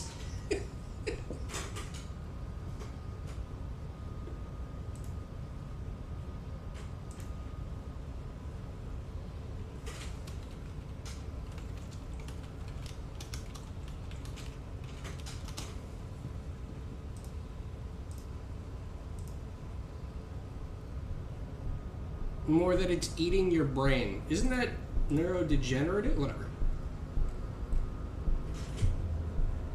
I am not surprised you enjoy it so much. This has happened to many of the side products of the inevitable cultural victory of the Seminese race. Okay, I'll ask. Who are the Seminese? I don't really know who the Seminese are. I've recently experienced head trauma. Wonderful! We're done with this line of inquiry. Yeah, why don't you... No, I don't want... I don't want to hear... I don't want to hear what you've got to say about... I'll read a book. We're done with this. Measurehead stoically looks to the distance, in silence. Why are you not with the Hardy Boys? I am not the first line of defense. I am the last. In addition, these so-called Hardy Boys are an effeminate clique of bodybuilders. Their company is spiritually degrading. You pick up on something artificial in his tone, like he's putting on an act. This is unlike him. He is usually more himself. There's more to it. What have you got against them? Fine. They have recently fallen under the influence of a possibly sexually perverted female vagrant and a narcotics peddler. It's shameful. Okay. Surprised we know it's click the American way. No, that... I've only ever heard clique. Usually click... Yeah, I guess click would be the American way, because that's usually like you hit the version you hear in movies. What do you mean? Find out for yourself. Endomorphic blob. Damn.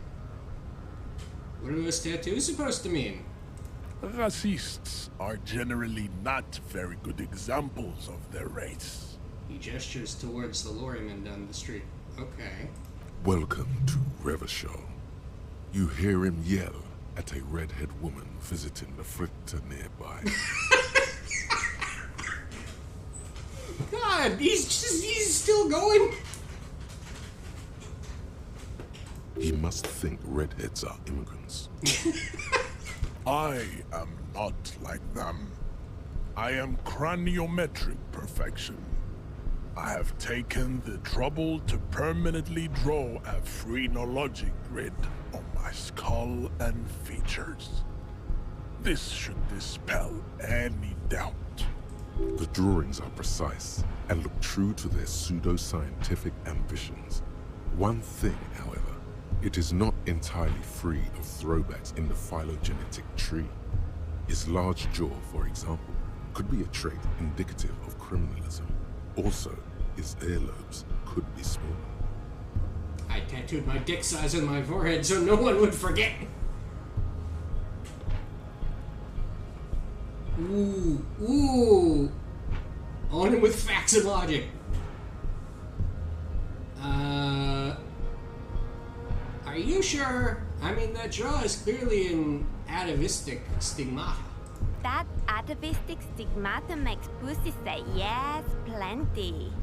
Okay. I didn't ask you. Babe, thanks. But I got this. You have him off guard now. He's preoccupied with his situation with his woman. And with that, we leave? There's nothing else left to do other than adopt his ideology. Okay.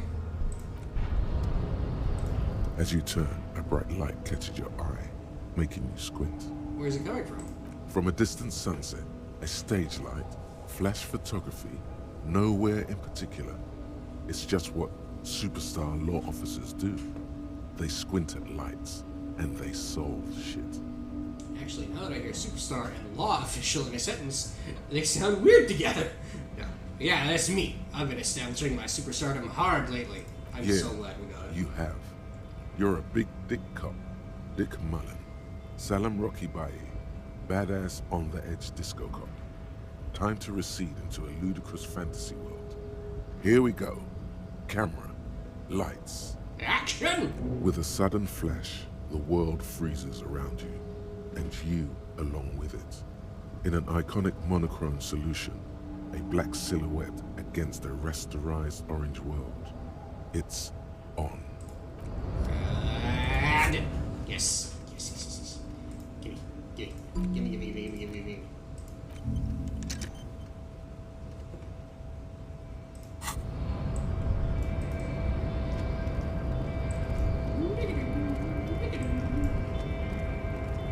What else could we talk to? Manana? I think that's her. Become a superstar. Hello, Wandering Man.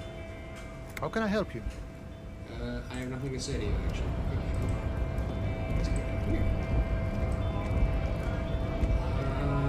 Have I exhausted dialogue with you? Right to work! Right to work! Shame on you!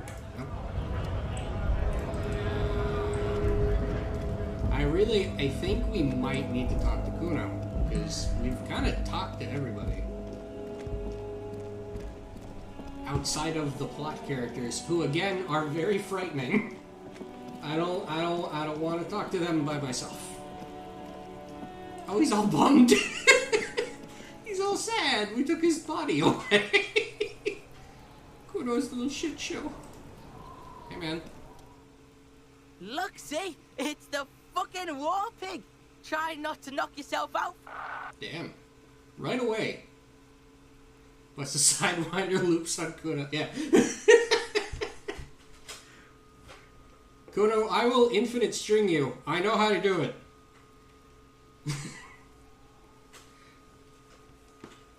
Come to ask questions. I still have a case to solve. You belittled yourself before the Kuno.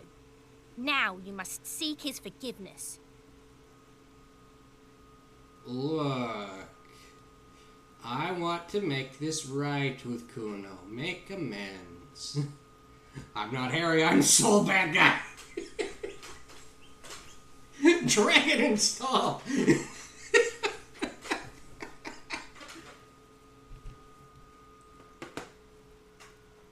You're my crime scene. I can't have uncooperative civilians here.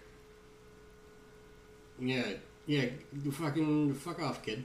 Whoa, whoa! What's this psycho shit? You're gonna pretend like nothing happened? He's trying to forget it, Kuno. Don't let him forget it just like that. Reminisce with Kuno. First, you try to fiddle this, then you punch yourself in the face. What was up with that? Yeah, Kuno, what was that? The sycophantic people-wearing pup behind the fence agrees. What was that? How are you gonna make Kuno forget that shit, huh? A material offering is implied. He wants stuff. Only stuff can make it okay again. I don't have anything. What can I offer you, Kuno? You can pay tribute to Kuno with drugs or cigarettes.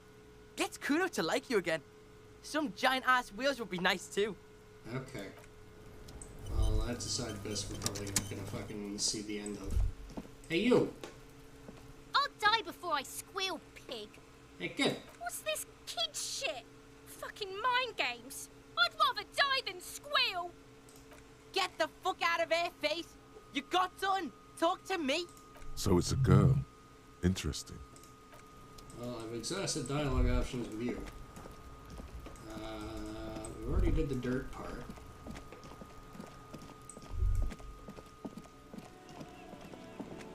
It was 1800 that the dice was ready, right?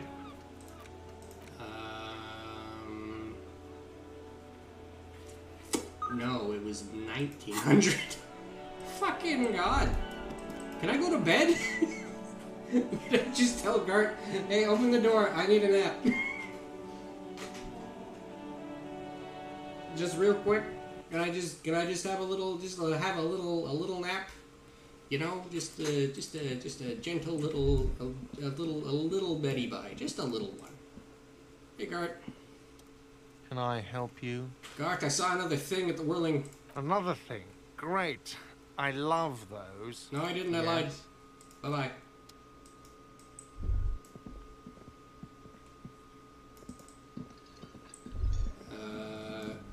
Door. You see a heavy steel... Hold on. Maybe I have the funny pry bar. Where's the funny pry bar? You see a heavy... Don't even get the option. Oh well. Let's go have a nap. Let's just go to bed.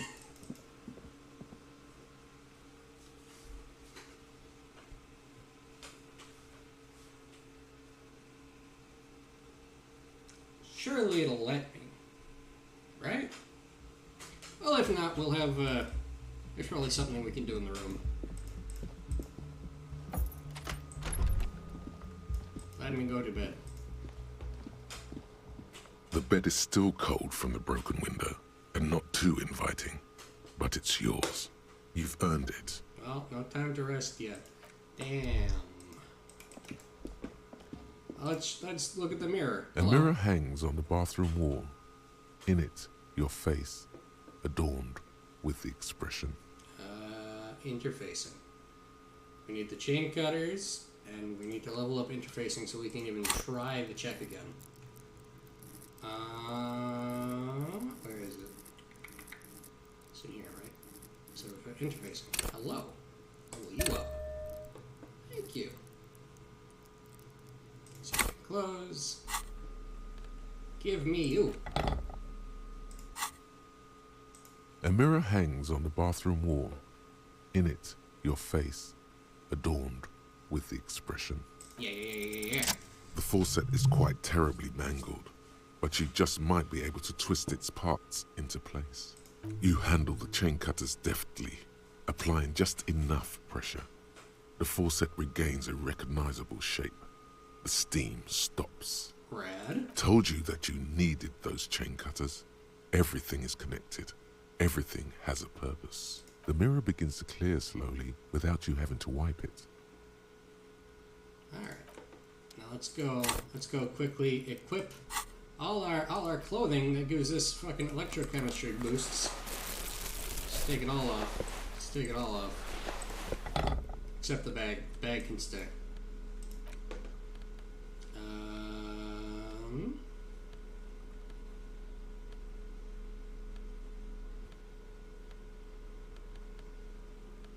Sorry, this must be terribly boring to watch. Oh, +1 electrochemistry. Oh no, we took the tie off. Oh no! I wasn't thinking. We took the tie. The tie's gonna be angry. A mirror hangs on the bathroom wall. It's barely covered in steam anymore. It's your face in the mirror, adorned with the expression. Let's stop the expression now. Still not happening. Damn! It won't come off that easy. The tie's wrath. We've been cursed. Well, let's just take what we have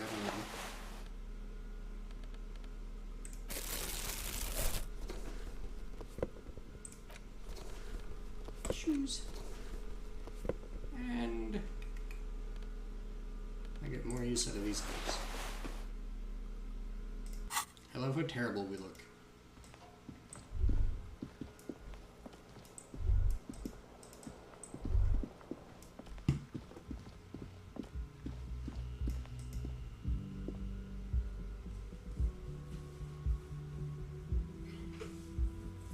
You can sleep after 2100.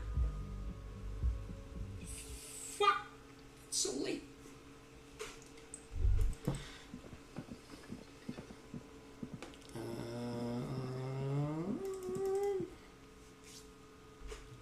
What are we gonna do? How are we gonna keep fucking around for a day? We got a bunch of in-game hours. I'm not even gonna try. I'm not even gonna try to do that math.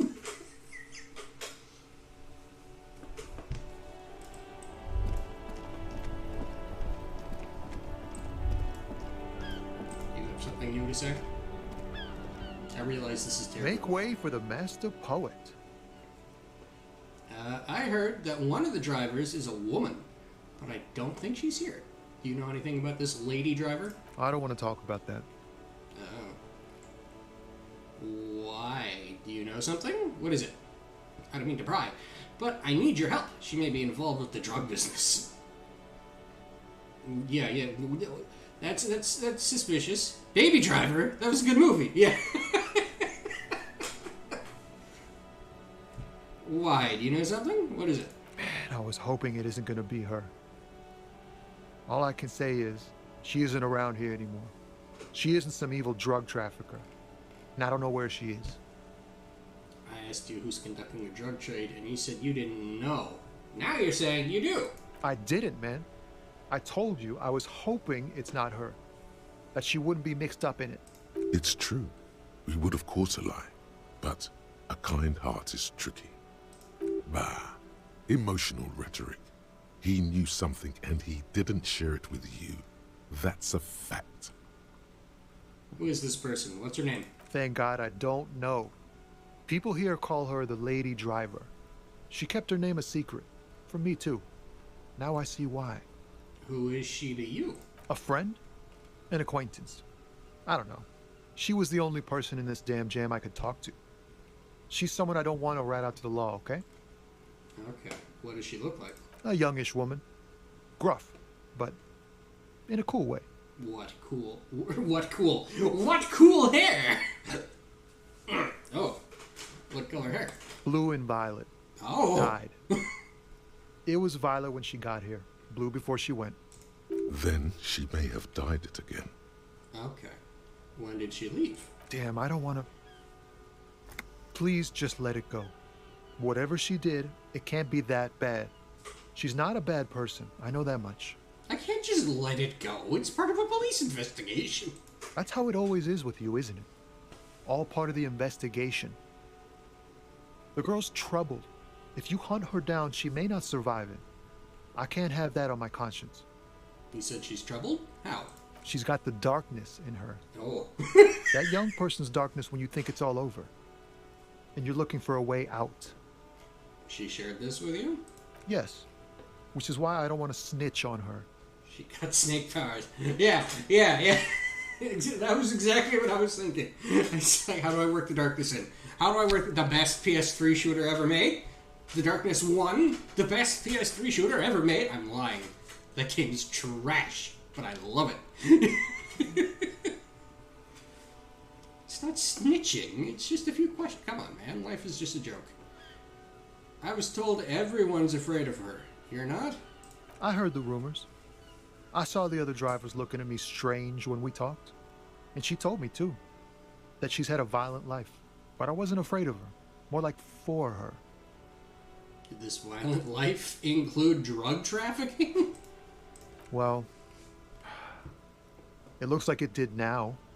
But we didn't talk about that. We talked about life, you know? She talked about her mind. Well, her mind?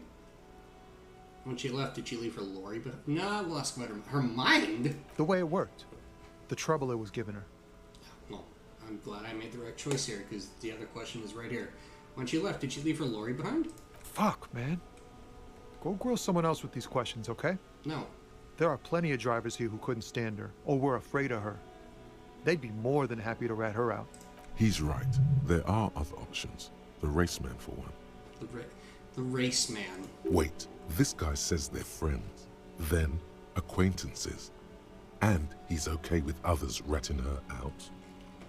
So you're all right with others ratting her out. You just don't want your hands dirty. Put yourself in my shoes. I need this for another investigation too. It's important. I can't blow it. She's a suspect, and I need you to tell me where she is, or I can't finish the investigation. Fine, I will drop the matter for now. What do you guys think?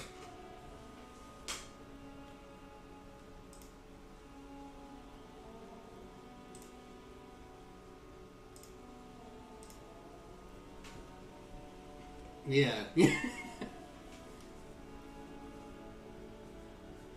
You're alright with others ratting her out. You just don't want your hands dirty, you fuck. Fine. I don't want to be a butcher. And I don't want to be a knight either. I just want to be a person who can sleep at night. A little fame wouldn't hurt, too. Okay, put yourself in my shoes. I need this for another investigation, too. It's important. I can't blow it. You're not going to put a bullet in your head if you blow it, are you? Because she's on the edge, man. Shut up. She's a suspect, and I need you to tell me where she is, or I can't finish the investigation. I thought you were a different kind of cop. Where is the lady driver? Here. He takes a key ring from his pocket, then looks at it before giving it to you in silence. The keys to a motor lorry. Pretty complex. Looks like a chain lock. The lorry's still here. Down past the statue of Philippe. The cabin is green.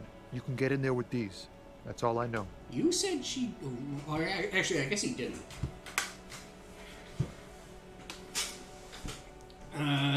When did she leave? Last Friday. He blinks, his eyes half empty. Oh, I'm sorry, man. Alright. See you later, Spooky. Anything else? Like where she is now? No. I don't know. And why did you have the keys? She left them to me. Because she trusted me. So I can get it out of the way when the jam breaks loose. Otherwise...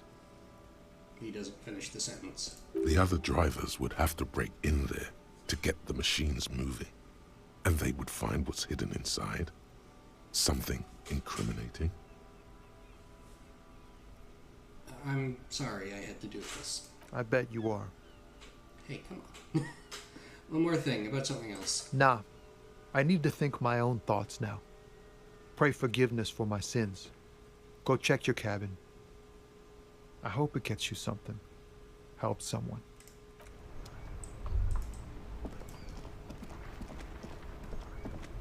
I guess we'll go check that fucking cabin now, won't we? This looks pretty green, but that is clearly not it. Garbage. Give me the garbage.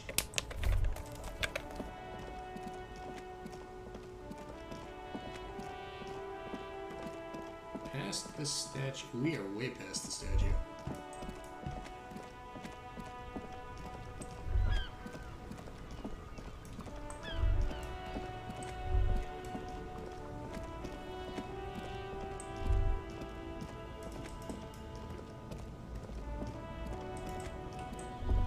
You! This screen found A to Z, contemporaire, is parked in the shadow of the ruins looming overhead. It's seen better days. This is the one the man pointed to. His friend's lorry. Let's take a peek in the window. The glass on the side windows is tinted and covered with dust. Hey! You can barely make out the shape of the seat and 2 steering levers. Posters cover the small windows in the back. You can't make out what's on them. Did she leave it unlocked? The door is locked.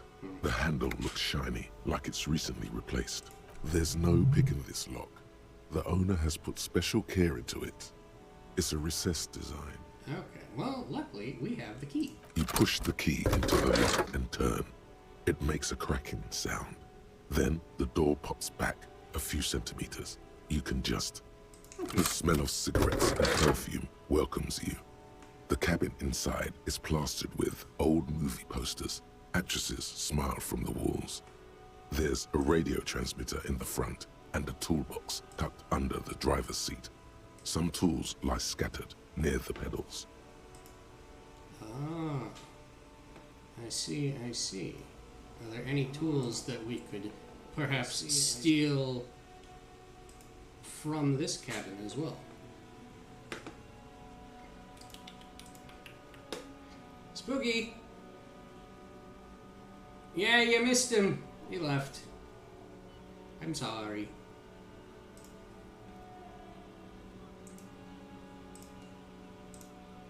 I'm sure he'll be back soon enough.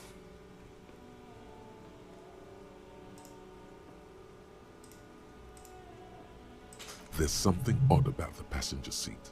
The seating fabric has been pulled tight over the lower side of the seat where the toolbox should be. Well, let's check the posters. These are movie posters featuring starlets from long-forgotten films from the 20s, the teens, even the 90s of the last century. One of them particularly catches your eye, a centerfold of an ingenue attached right above the back seat. I have a time frame I want it done. Shut up. I thought you meant because of the file size. Discord's a fucking whiny bitch about file sizes.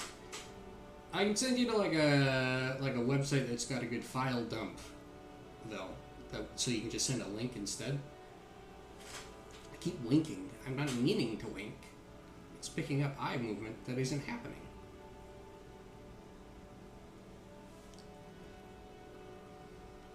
There's definitely perfume in the air. It's spicy, with a hint of amberette, wafting through the bitter air of the cabin. Stop and wonder. What's that smell? The remnants of a sweet juniper-scented perfume. Probably Grenade No. 5. Let's check the centerfold. The actress is draped in a sheathed dress, one of her shoulders bared. The faded remains of an autograph run across the poster. She's looking past the camera. This is Tijon, a starlet from the dawn of cinematography, less known for her talent than her tragic, untimely death. Oh man, what happened to her?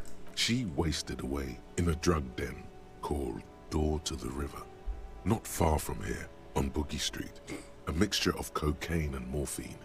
She was afraid of the world, and the camera, too. Alright, well, enough of these. The actresses and the rear actor all smile you a warm goodbye. A radio transmitter is attached to the dashboard, and a toolbox sits under the driver's seat. Let's check that radio.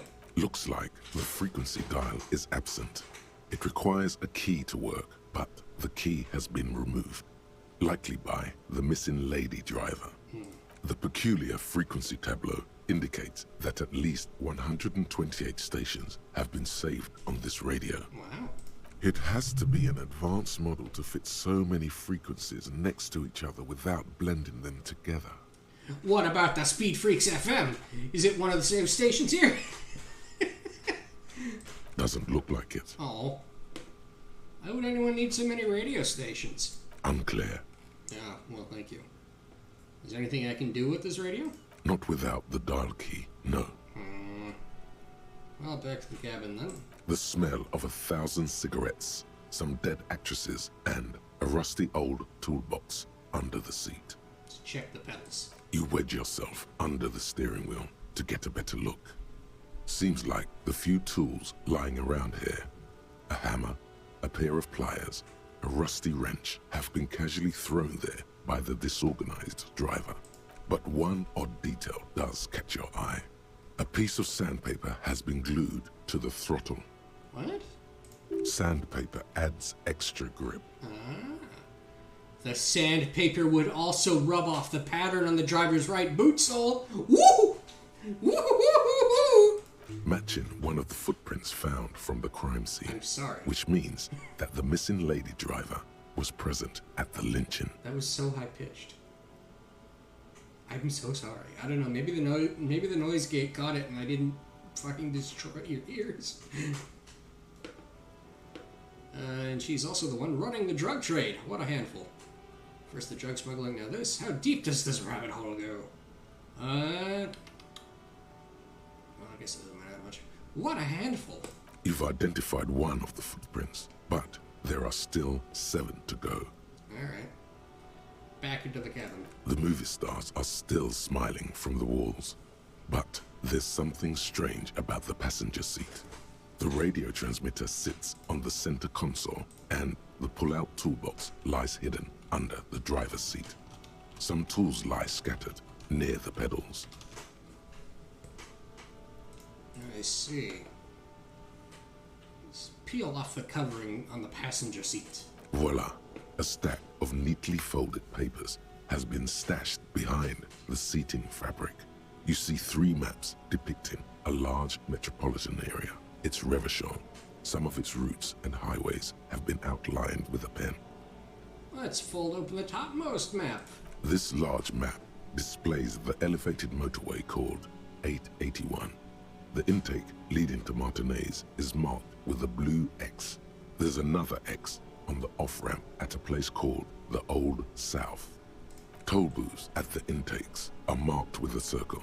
It looks like there are scant few ways of getting onto the elevated motorway that runs over Jamrock, and this person knows them all. There, hundreds of thousands of motor carriages roar on the 881, high above the mass of brown and red roofs that is Jamrock. The commuters don't even look down.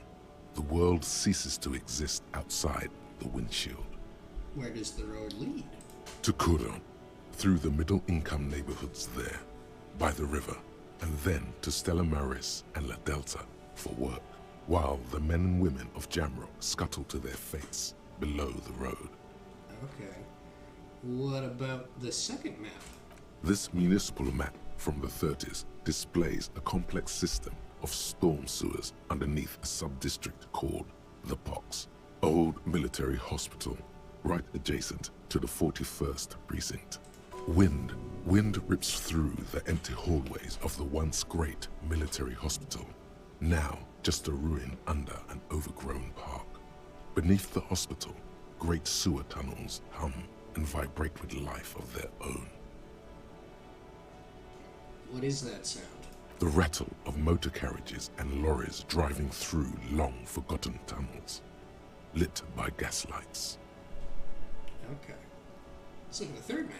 The final map displays a labyrinth of service tunnels left over from the construction of Motorway 881.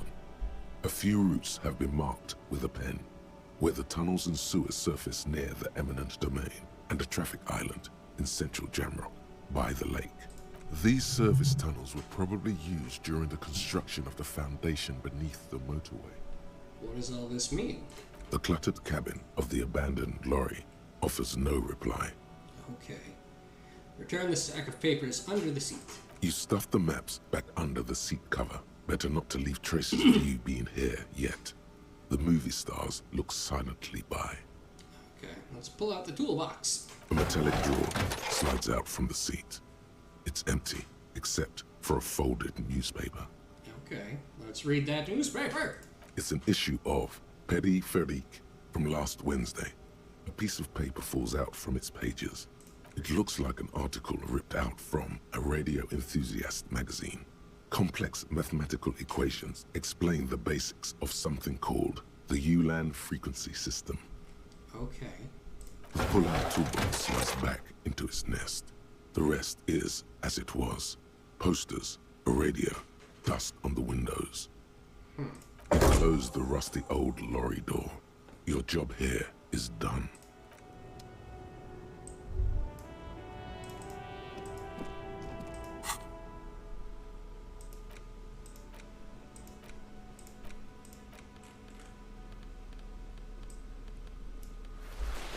Let's tidy this up a little. Here we go. There wasn't actually anything new in here. Why did you bring me here? Damn it. Okay.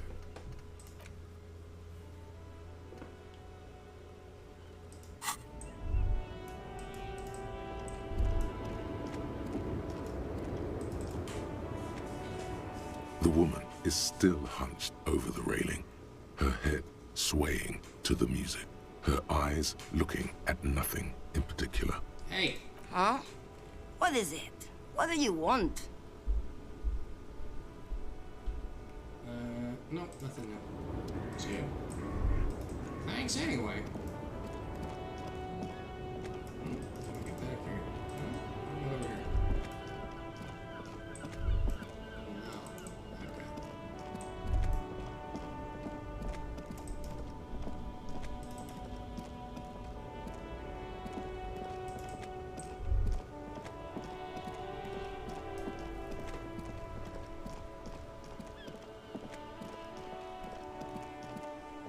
What was I thinking? Oh yeah, right. We should go explore the apartment building. When we went there last, we were kind of in a rush to find that guy, and we didn't really get a good look around. There might be something neat in there that we could spend a bit of time doing.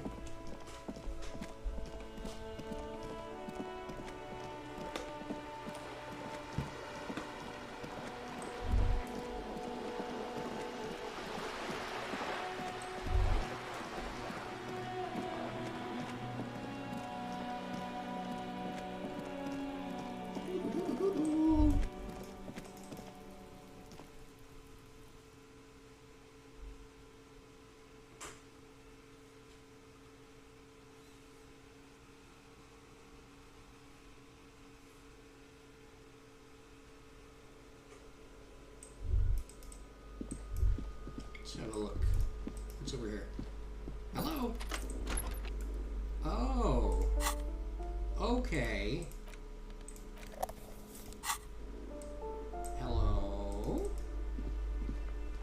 it's a bathroom. These shower curtains are covered in some sort of slime. Oh no. Moss crawls on these bathroom tiles. Actual moss. Oh. Oh, we got some stuff.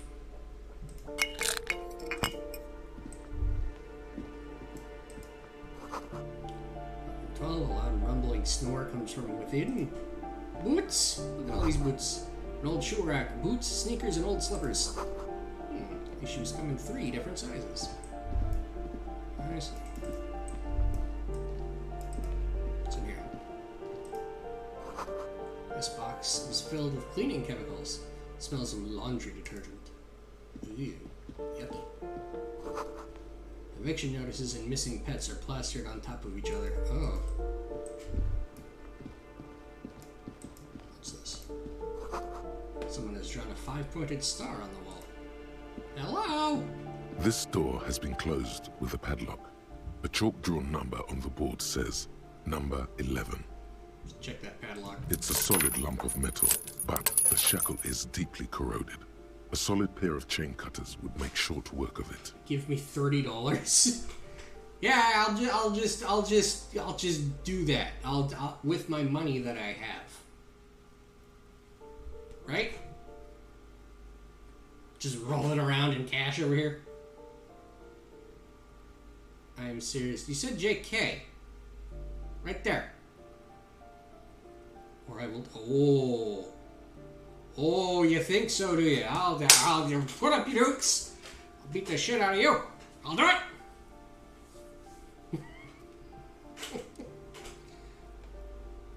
Better whip out those cutters. You won't get very far otherwise. Well, hold on. Before we fucking... I found someone to rig. Oh. I see. Well, I don't have $30.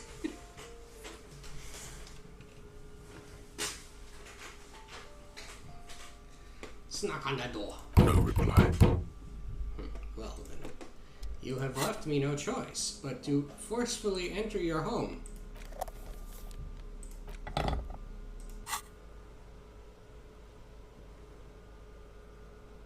No, if I didn't do that, I probably would have bought something else with the This rest of door that has been spending money. closed with a padlock. A chalk-drawn number on the board says, number 11. Do it. What are you doing? You're trying to cut the body of the lock with the chain cutters, and it's really not working. Oh. We had such a high percentage. I'm not drinking this. I refuse.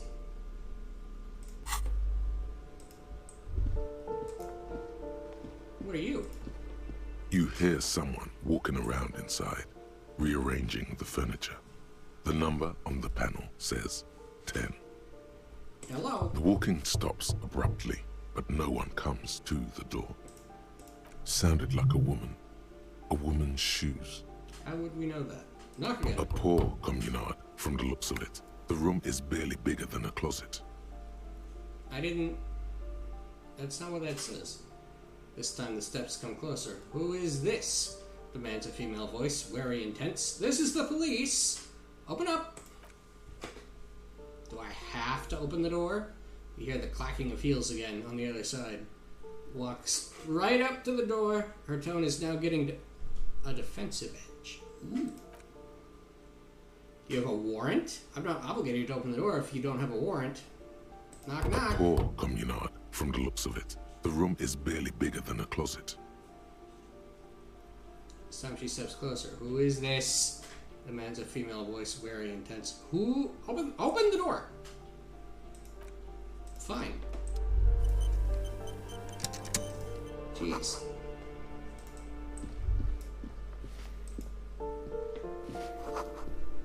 Apartment 8. Their mailbox is overflowing. Oh. What's that? The graffito says, a firing squad for the rich. Whoa!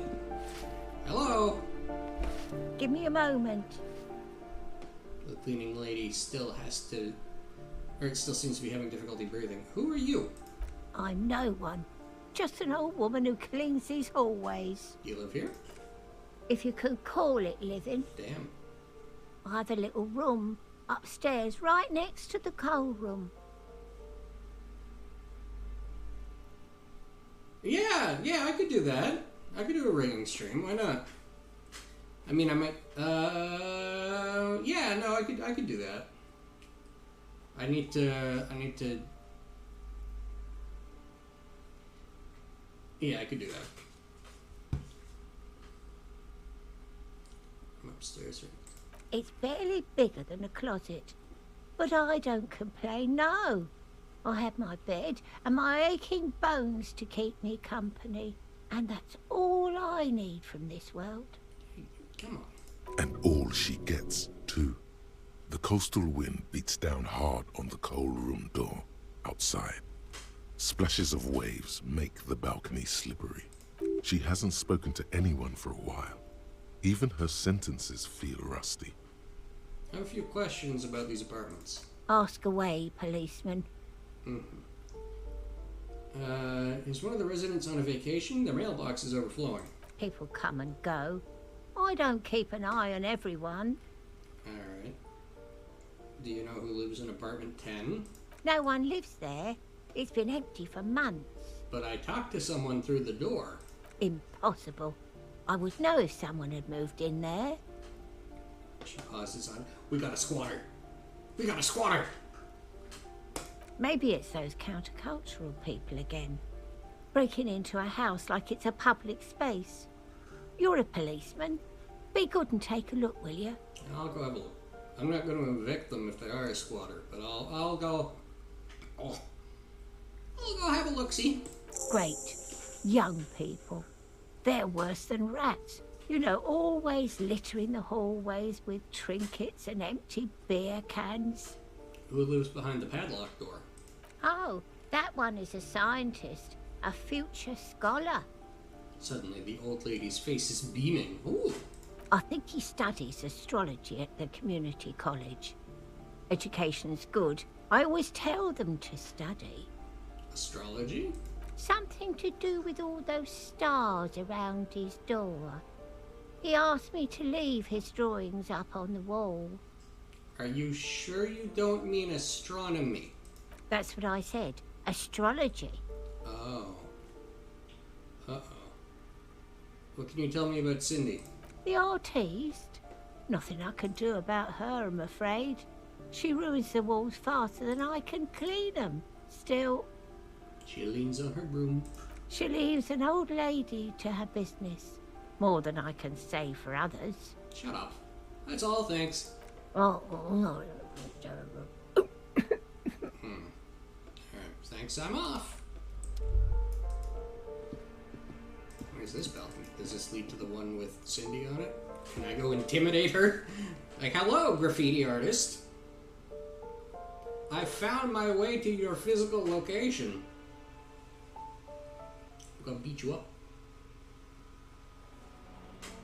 It is! There we are. Hello! Hi, Cindy.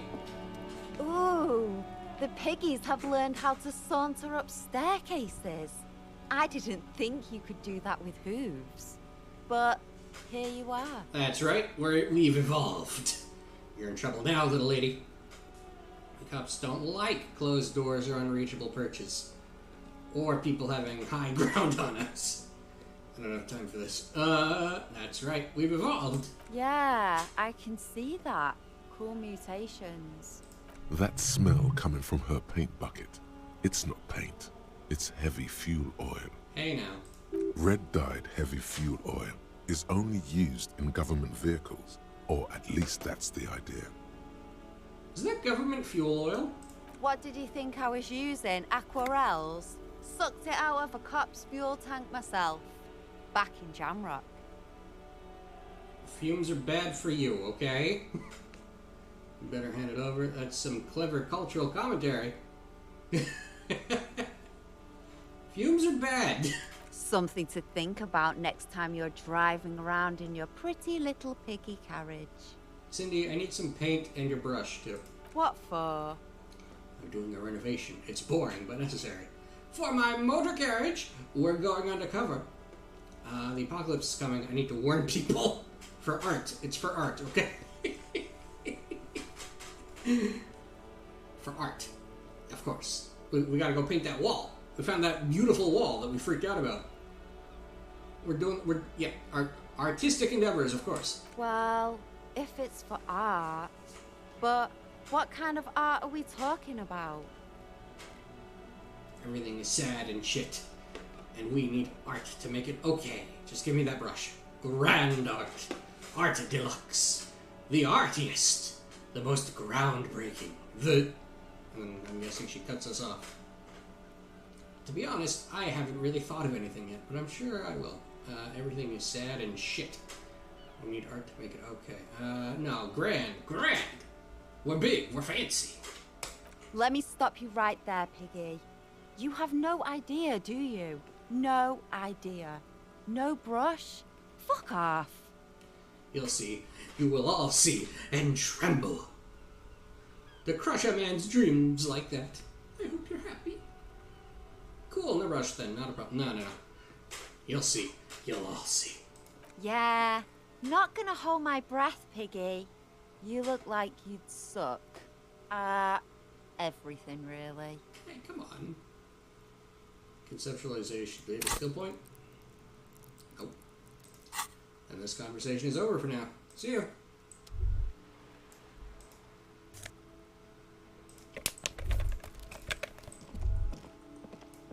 What's in this little box? Money! I love money. Not really, but you need it. The door is locked. You can't get in. Chair's new. Someone lives back here. I see. Oh, there's another little box over there. Give me it. Give me it. What? Ruination has come. The broken arches betray the once grand history of this building. It towered over the harbor until it happened. Form a guess about what happened. A great force from the northeast fired into the city. Heavy artillery shelled the coastline. Fired from the water. A straight shot into Revachol. The tenement acted as a defensive wall against the worst of the shelling until it was destroyed, and they had a direct firing line. Take in the ocean. The waves of the Martinez Inlet rolled over the fallen remains of the building. The dark waters obscured the better part of the remains. I came back against your wishes, despite your directions. Welcome back. We've made exactly one important discovery in all our dicking around. The lady driver, who we think did the drugs, is smuggling the drugs,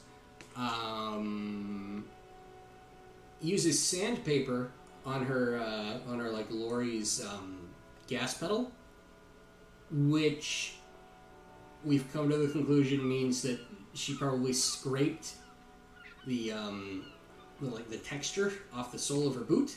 So we're thinking she's probably one of the footprints that were in the dirt.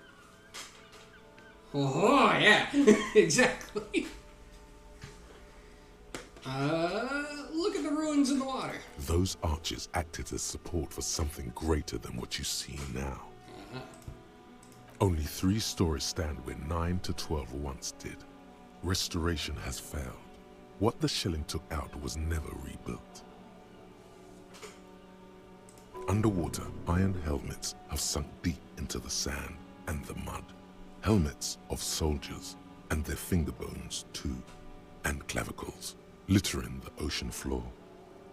Who did this damage?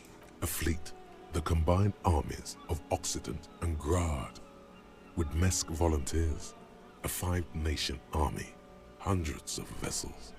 They massed airships further down in the Bay of Revachol. The artillery was so powerful. The ships not only required gyroscopic stabilization, they were anchored into the ocean floor as well. Many are still there to this day. If you squint, you can just barely see the shadow on the water, far in the northeast.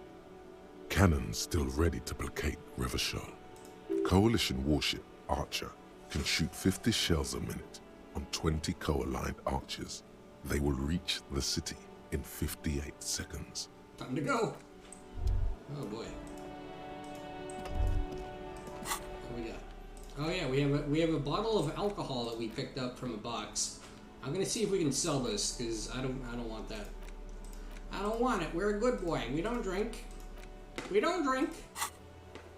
No sir. Oh yeah. Also, there's an apartment that appears to be haunted or has a squatter in it. We talked to that old cleaning lady, and she was like, or we asked her, hey, who lives in apartment 10? And she was like, nobody lives in apartment 10. And we're like, uh-oh. She's like, could you go see that, please? You're a police officer. And it's like, yeah, I'll go look. Now let's go look.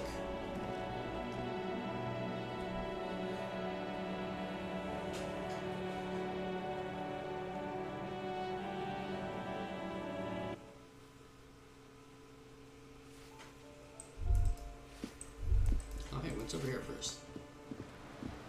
Oh, nothing. Thank you. Ooh, a book.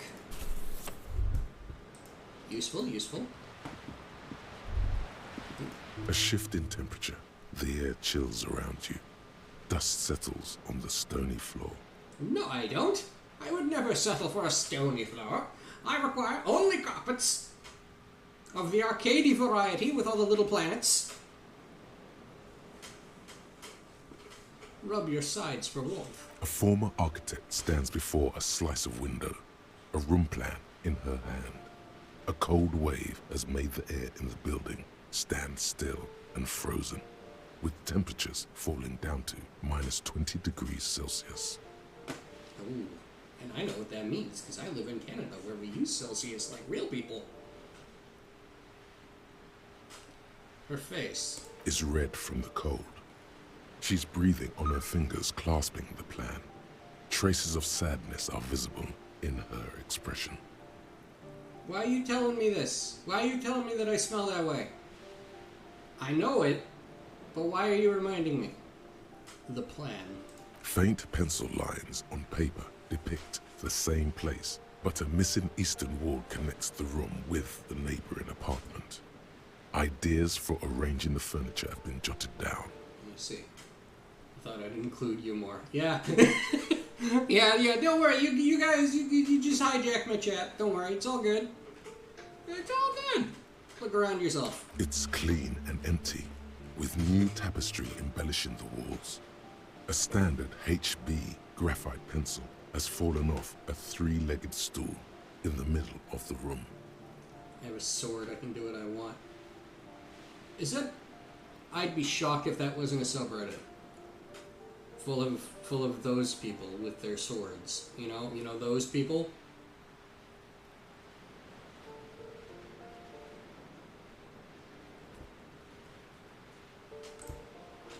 She had an eye for beauty. Let's see. Shiver. Finished thought. Like my dad, who thinks the Cold Steel videos are cool. Oh. Oh no. Wait, Cold Steel, isn't that the one that Neanders was really into? Where they made the meat bicycle?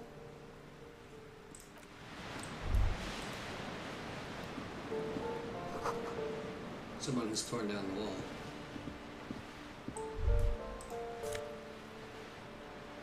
Money and healing items. Thank you. Old grocery list.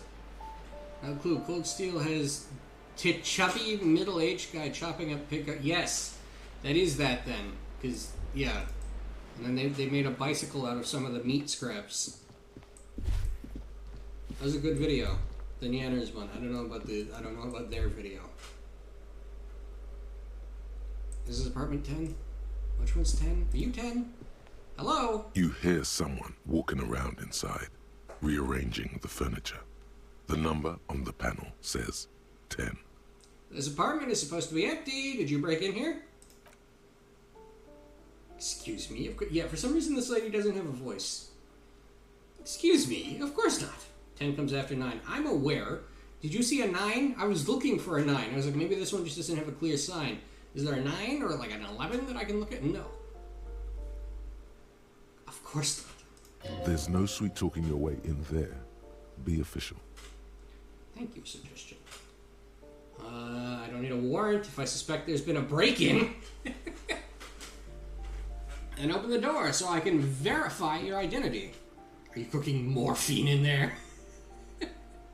Use your eyes and counting ability. I'm not gonna go through the whole hall and count the rooms.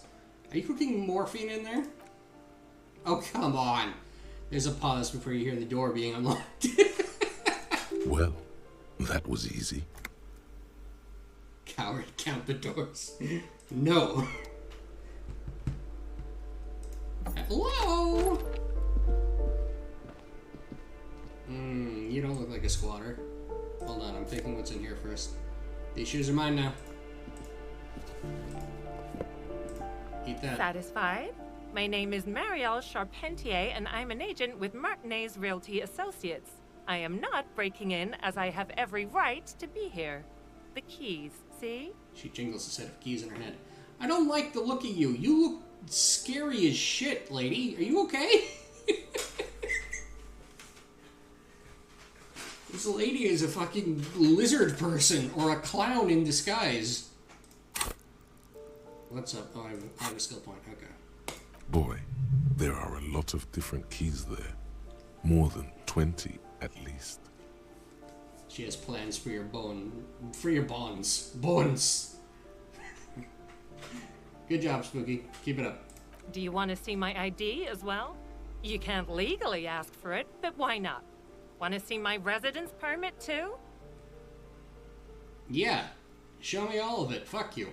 It feels flimsy in hand, with the words Revachol Zone of Control written under a nondescript municipal logo. There's a picture of her with shorter hair inside, along with all her personal details. What makes you think you caught that? I thought you were fully vaccinated. Or I guess there's that whole other thing that you might. That's it. There is like a sickness that's been going around that isn't that too.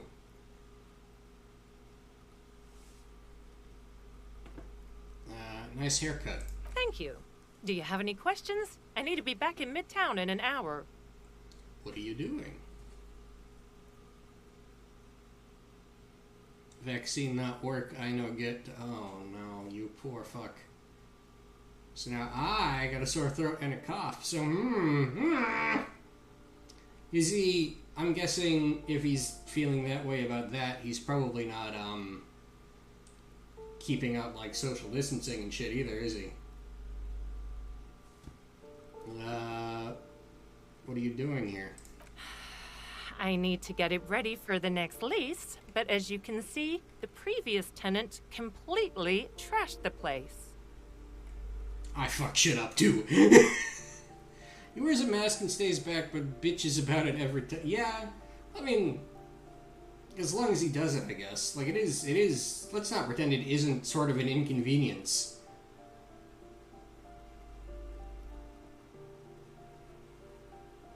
Oh, no. God. I do not have my shots yet. Ah, well, go get them. Go get them. You schedule an appointment on the internet. I gotta wait until I feel better and get my second shots. Oh, you haven't had both. Oh, no.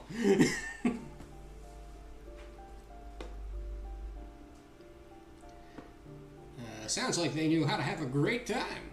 It was some kind of a moribund old man who used to be a business owner. You'd think they'd make rent. She stops, hesitating. A sudden serious look crosses her face. This story didn't have a happy ending. But that was months ago.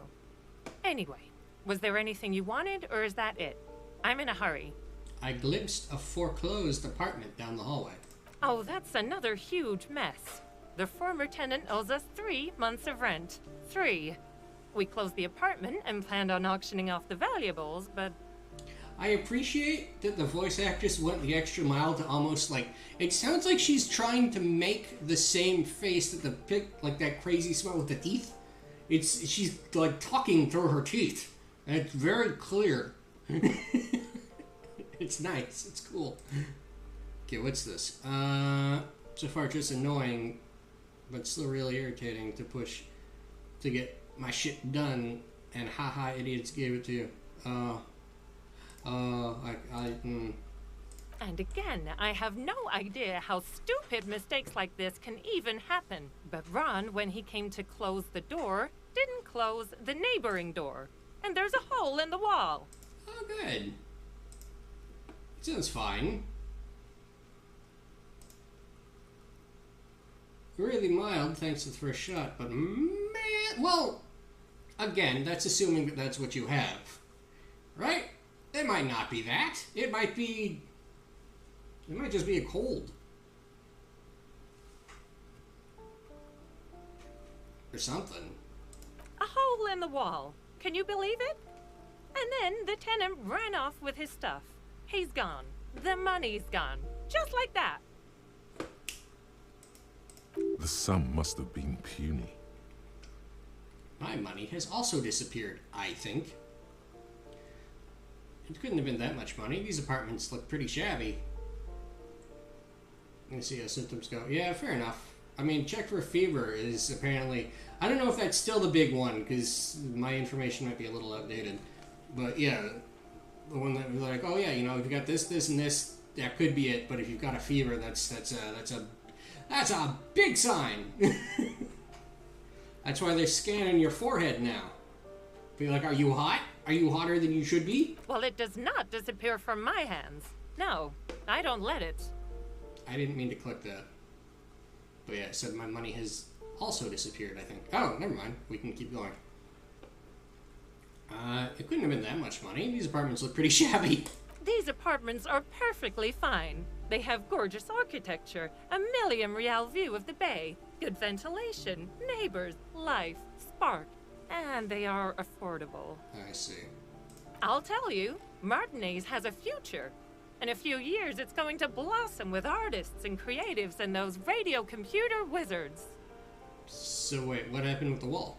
Don't ask me what happened with the wall. I have no idea how we're going to find the time or resources to fix it. Both apartments are now unrentable. Both. She's still shaking her head. Manicured hand is now crossed over her chest. That's all. Thank you. Of course. She replies with a smile, but her eyes remain glazed over. She's been waiting for you to leave. So this blister pack of medicine peeks out from the box. You should take it. Looks like a fine mattress.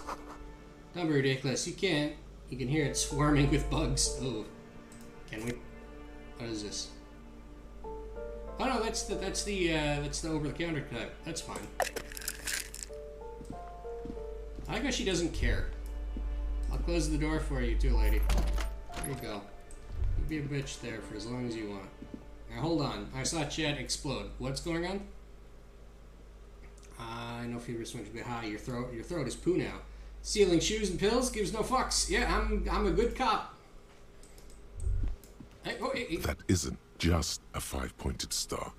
It's an inverted white pentagram cradled in a wreath of antlers.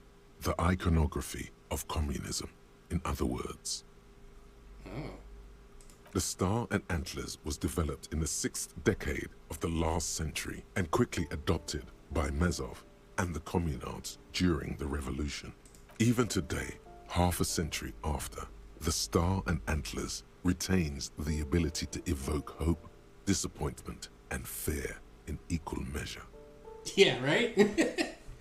Why is the star upside down? To symbolize the toppling of the old order. Also, some social democrats were already using it. Why white? Because white is the color of peace. I see. What does it evoke in me? Gone. Gone is the glory of hope. Only the scribblings of impoverished students remain in dirty hallways. Damn. You are the big communism builder now. It's you or no one. Okay. Speaking of... Some kind of superstar. They say the world isn't ready for a rock and roll cop.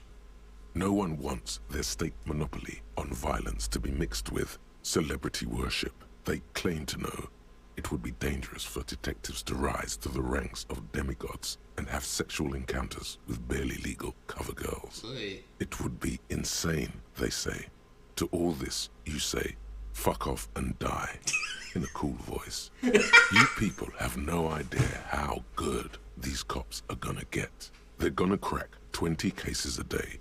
In the future, cops will be like astrophysicists, or prime ministers, or prophets. And you're the first one. In a cool voice, right? Sweet. There we go. Why don't we... That's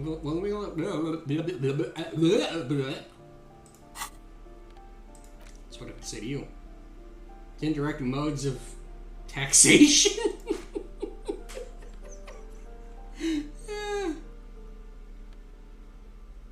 Affluent moneymaker man. What does that mean? I'm gonna look this up. Does that just... Is that like the shoes from Yakuza? Where you just generate money every step? I hope so. Black monk strap shoes. Yeah, what are these? Oh, they're apparently a real thing. No, the Disco Elysium ones, please. Uses. Increases your ultra-liberal statistic by 1. If you have 4 or more ultra-liberal after doing the dialogue with Séraphin, it will trigger the dialogue to unlock the indirect modes of taxation thought. Having them equipped does not increase the real gain from indirect modes of transportation. Now, I'm glad that they had to specify that. No, this will not increase your actual money.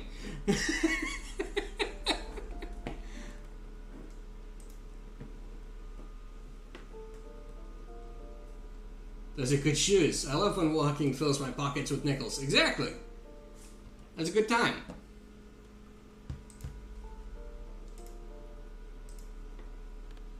Well, why not wear them, I guess? What are we wearing? What does this give us? Composure, 75. Here, we'll put these on for now. We got a new book that we can read. White checks. Dunzo. Okay. The luxury of fine things. Just look at those black monk straps. After spending an entire day hustling, who's to say that you didn't deserve a pair of ridiculously expensive shoes on your tired feet? You're right. Beautiful things do make people happy. Beautiful things give you a rush. It's power.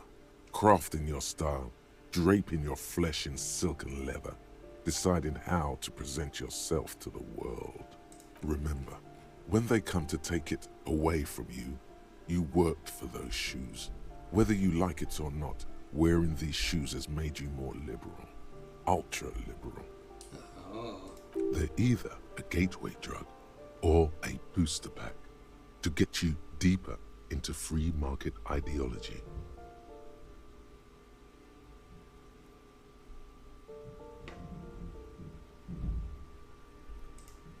What's this? A random person popped up on my Twitter feed, has 84 followers, and is sharing a digital stage with the Living Tombstone, which seems like a gap. Yeah!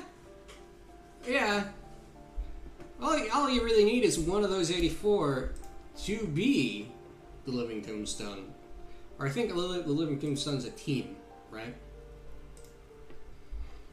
So, yeah.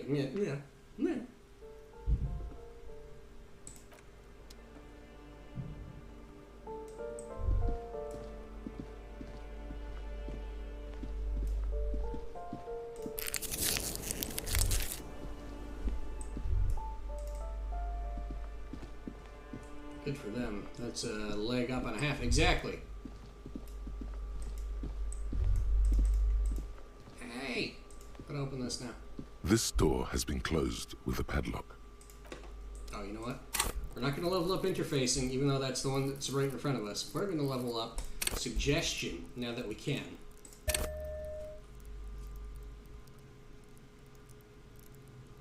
I hate yawning. I mean, yawning's a little annoying. It's not the worst thing, but there it is. We're going there. We're going to go talk to her about cryptids. On the subject of Twitter, it's super weird that they'll show me use your mouth open and vulnerable. Oh, I mean, I guess. Super weird that they'll show me tweets from some random person I follow. Yeah, that can be a little weird.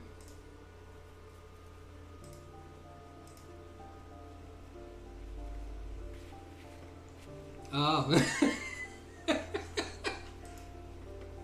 I know what that emote is. I know where you got that. You gave Dog lots of money. You fucking simp. I've seen some weak takes slide across my screen because of that bit of the algorithm. Yeah.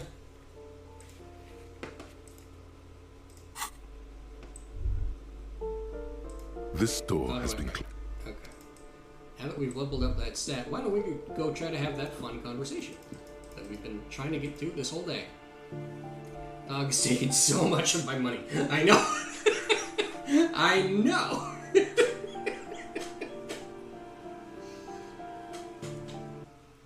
Well, not taking. It's not taking something if someone gives it to you voluntarily, or if it's being used to purchase a good.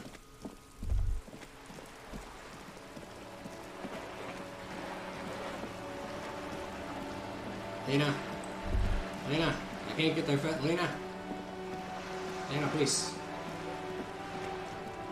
I wish to discuss monsters with you. Took it, beat my ass, and stole my wallet. I misread that I stole my toilet initially. I stole my toilet. That was my toilet. I needed it for things. I want my Ko-Fi icon to be me picking. Yeah, that'd be cute. Cause you're like you're a little fucking criminal. Hi, Lena.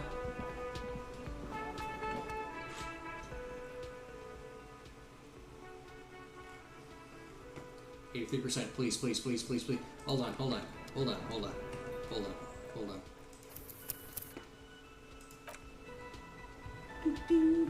I like this version of it. It's very like happy. Oh, hello, dear. There you are again. She sounds glad to see you. Aw. Hey, tell me about these weird monsters.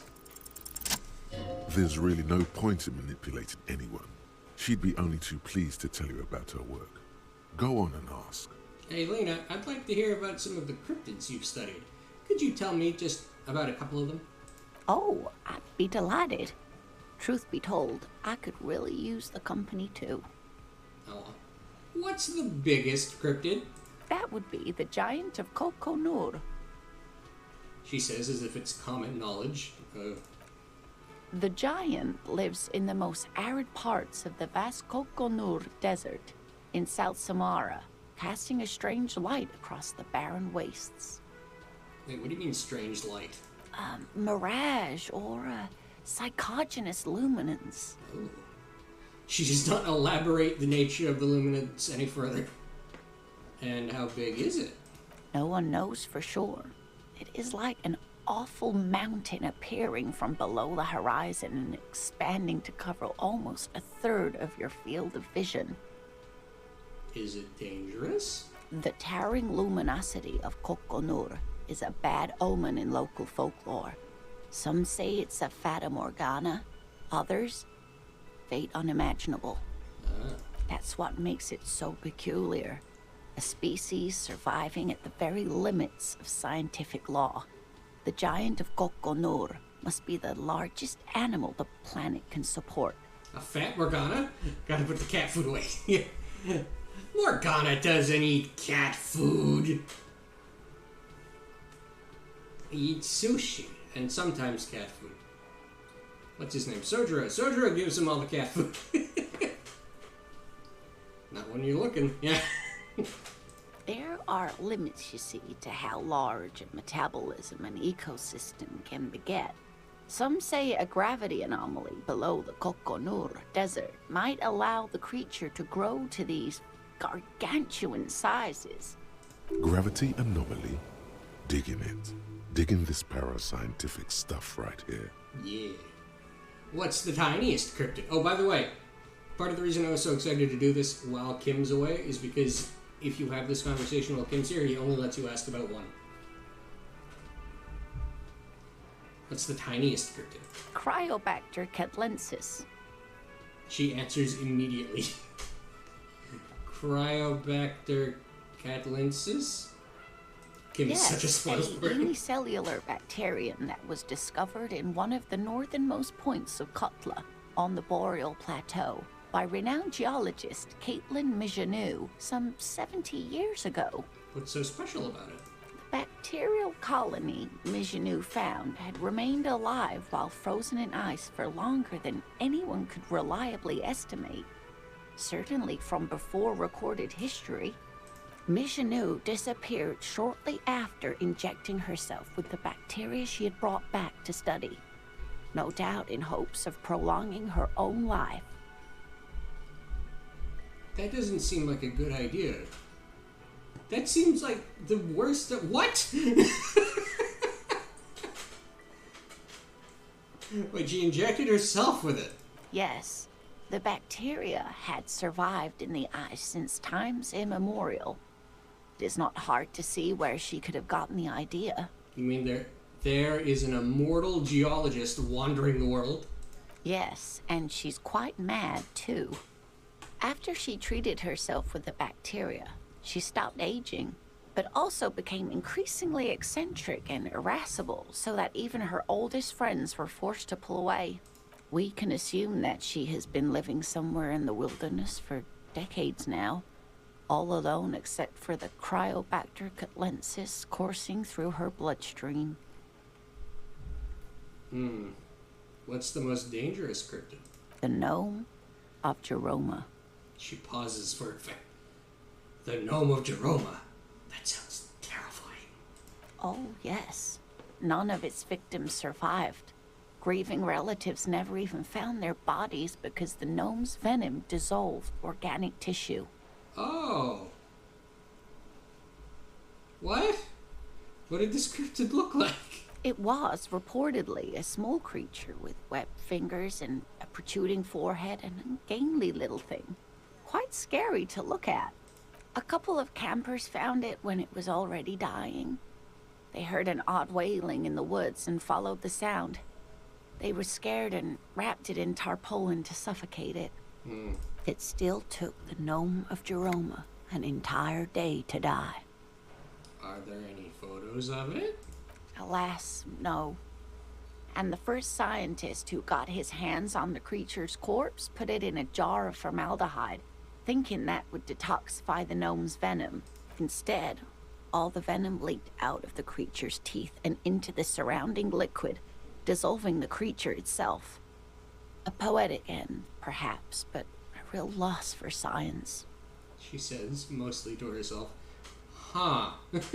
Alas, always alas, and then it was gone. Isn't that overly convenient? Seems very convenient that it just disappeared and nothing like it was ever seen again. Did you send it to me? You haven't sent it to me yet.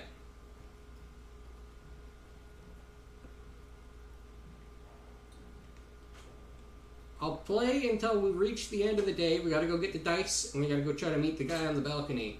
And then after that, I'll save, and then I'll probably quickly stop the stream and start it back up again, so that we can have a separate stream. Maybe I'll eat food, but then yeah, then I'll do a funny rigging stream. Why not? No, it was a perfectly good explanation. Stop being so skeptical. I want to believe. I want to believe. Sure, a perfectly good explanation. It dissolved in its own venom. Go on then. Ask about more gnomes or whatever. Shut up, Logic. I'm having fun. Are there any invisible cryptids? What an interesting question. And the answer is yes, there are. What's that? The Col de Mama d'Aqua, or Thin Whisper of Sound. And that's precisely what it seems to be. Self-replicating sound waves, invisible and intangible. It's very afraid of us, which makes it incredibly difficult to track. Col de Mama d'Aqua can also be translated as a whisper light and low. A whisper light and low. Yes, that's another translation. They're both quite lovely, aren't they? Although the low part is a little ironic. The Col de Mama d'Aqua makes, or rather is, such a high-pitched sound that other animals, including humans, can't hear it. Oh. It could be everywhere, all of the time, and we wouldn't know. But how can an animal be a sound? Many scientists have asked the same question. Some have claimed that it isn't itself a sound, but a tiny corpuscle that emits sound waves. But there's no evidence to support this theory. Could it be here? Right now? It could be. As I said, it could be everywhere. And we wouldn't know any better. It could be ringing all the days of our lives and nights. What evidence is there of this animal being a sound? Plenty. It's the evidence that led to its discovery. In the 1920s, a group of Areopagite ornithologists, that is, scientists who study birds, were trying out a new recording technology for capturing sounds outside the range of human hearing. When playing back recordings they had made in the foothills of the Ea mountain range, they noticed certain anomalies. Patterns that seemed random at first, but on closer examination were consistent with the waveforms of songbirds. The scientists soon discovered they could track and even predict what appeared to be feeding, mating, and migration patterns based on sound waves in a strictly delimited range of ultrasonic frequencies, even higher than those of the highest pitched bat calls. She transforms, when speaking about these strange animals, into a confident woman. They realized that they had discovered a new species and called it the Koldamama after the Paracanassian name for the voice of God, which is said to be very silent. Wow. They grew quite obsessed with these little birds. Even though they couldn't see them, they could distinguish among individual birds and even began to name some of them. Name them? Sequester, Time, Joscan. Those are but some of the Mamadakwa they followed individually. Why is the Mamadakwa so afraid of us? That is a sad story. Oh. A group of university students assisting with the field work in their enthusiasm for the project, and no doubt because they were preoccupied with impressing their professors, nearly drove it to extinction. Extinction? They tried to communicate with it and had no other means but sound. So they started sending out sound waves at frequencies they thought might match the Mamadakwas. And what happens when a sound wave meets another sound wave of the same frequency, dear? This lady really should be a teacher. She's really good at the explaining things thing. Psst. They cancel each other out. They cancel each other out. Exactly. And these tests were performed so recklessly that when they happened upon the right frequency, well, they wiped out most of the population. After that, the corpuscle appears to have migrated elsewhere. There have been recordings of anomalies similar to those spotted in Ea, but they've been few and far between. It's impossible to confirm the presence of any stable Koldamamadakwa population anywhere. Interesting. What about... What about what? This has been educational. Sadly, we need to discuss something else. Of course, dear. I'd really like to hear about more cryptids. Of course, dear. Is there a particular cryptid that you're interested in learning about? No, I have no more questions about cryptids. Of course, dear. You don't notice this about me, but actually, I have lost all memory of the world and myself, and I have no idea what I'm doing. No. That's all. Thank you.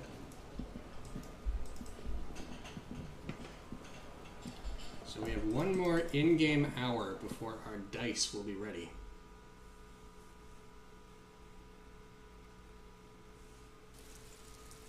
Oh, you know what we could do? We could read that book.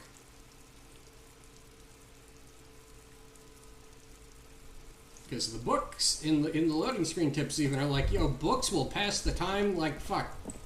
Like boy oh boy.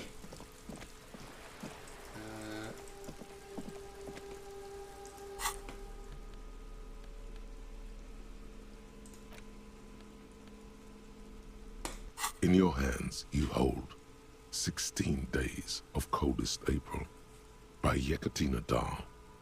The cover image shows a row of concrete apartments above which span a black and white rainbow. Feels heavy. Indeed, the book is unusually heavy in your hands, as though the cover were lined with lead. How long is this book? You flip through the book. The pages are thinner than you realized, and the type quite small and tightly set. It's nearly 600 pages long. Real art is dense and difficult. If it didn't feel like you had to wrestle a suicidal bear to get through it, you weren't really reading. Oh. Well, that seems like that'll be too long. We only have an hour to kill, not fucking 5. We could reread one of these other books. What's this? Oh, that's the map. Let's check the bullet. The bullet is safely sealed away in a plastic bag bearing the RCN stamp. Kim has filled out the label on the bag with the item number, case number, and date and location the bullet was found. What do I do with you, bullet? The squished little thing has no idea. I know. You should find the gun that shot this bullet. Eat it! Find the gun that shot it. Sell it for profit. It's my friend. I'm gonna start talking to it. It will keep me company. Oh no, we'll take the visual calculus tip. We'll find the gun. That sounds like something a police detective would do. First, you should learn all you can about this little guy. Then find the gun that shot it and the person that gun belongs to. He used it to kill your victim. Neato. Feel the bullet through the bag. The squashed bullet has some sharp edges where the jacket has split open. It feels cold, even through the bag. You wouldn't ordinarily have cause to handle jacketed bullets. The citizens' militia uses cast bullets only. Little pebbles of metal loaded from the muzzle, usually in a cartridge. Inspect the bullet closer. The jacket of the bullet is made of a yellowish metal. It has blossomed out to reveal a dark grey core. The base of the bullet is close to 5 millimeters in diameter. Check the jacket. You can just about make out a few striations near the base of the bullet. Little hairlines, linear. It feels standard. And the core? It's quite destroyed. Some of the fragments are still lodged in the wound. What's interesting about the bullet thus far? It's a jacketed bullet, close to 5 millimeters in diameter. Wow! I actually know this! Apparently, that's noteworthy that it's this type of bullet. A jacketed bullet, which would have been shot from a military-grade breech-loading rifle, not from a muzzle loader like those typically found on the streets of Martinez. Very interesting. You have an unusual military-grade bullet in your hand. Now all you need is to find a gun that could fire it.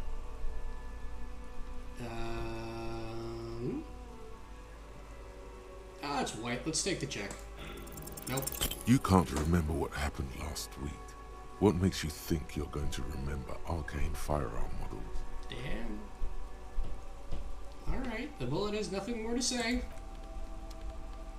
Fuck. Oh, right, we gotta go get rid of that bottle of alcohol. We're recovering. Is the pawn shop over here?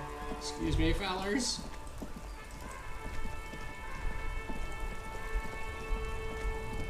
Alright, it's down here.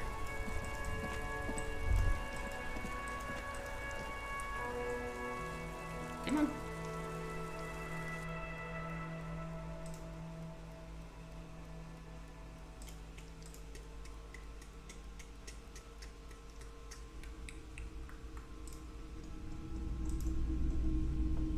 Oh. Hey, man. Hey, man. Hello again. How can I help you? I have something to sell. Sure. Let me have a look. I'll check my pockets. Anything else you're thinking of selling? I'm not allowed to sell the bottle of beer. I don't have anything to sell at the moment. Another time, perhaps.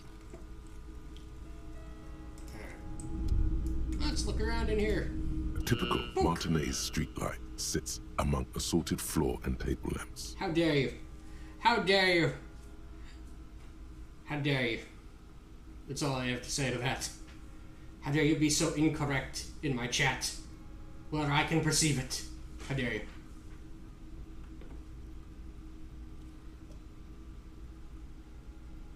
Yep, yeah, of course. Spooky is all of those things, yes. Wink. Wink. Wink. Let your gaze run over the streetlight. The light pole has been carefully cut, and the wiring has been redone and attached to a standard indoor plug. The light buzzes faintly, but persistently. hurry up. Again, you haven't sent me the file. Even if I were to be like, okay, I'll do it right now, I can't without that file. The hottest thing to ever live. Just jealous. This would make quite a statement in your living room. Is that a streetlight? Yes, officer. As you see, it's in perfect working order. What's happening? Hi, Russian! How you doing? What do you mean? What's happening in the game? Or what's happening, like, to all this fucking nonsense happening in the chat? Because the answer is obviously different. Nothing too much is up. What's up with you?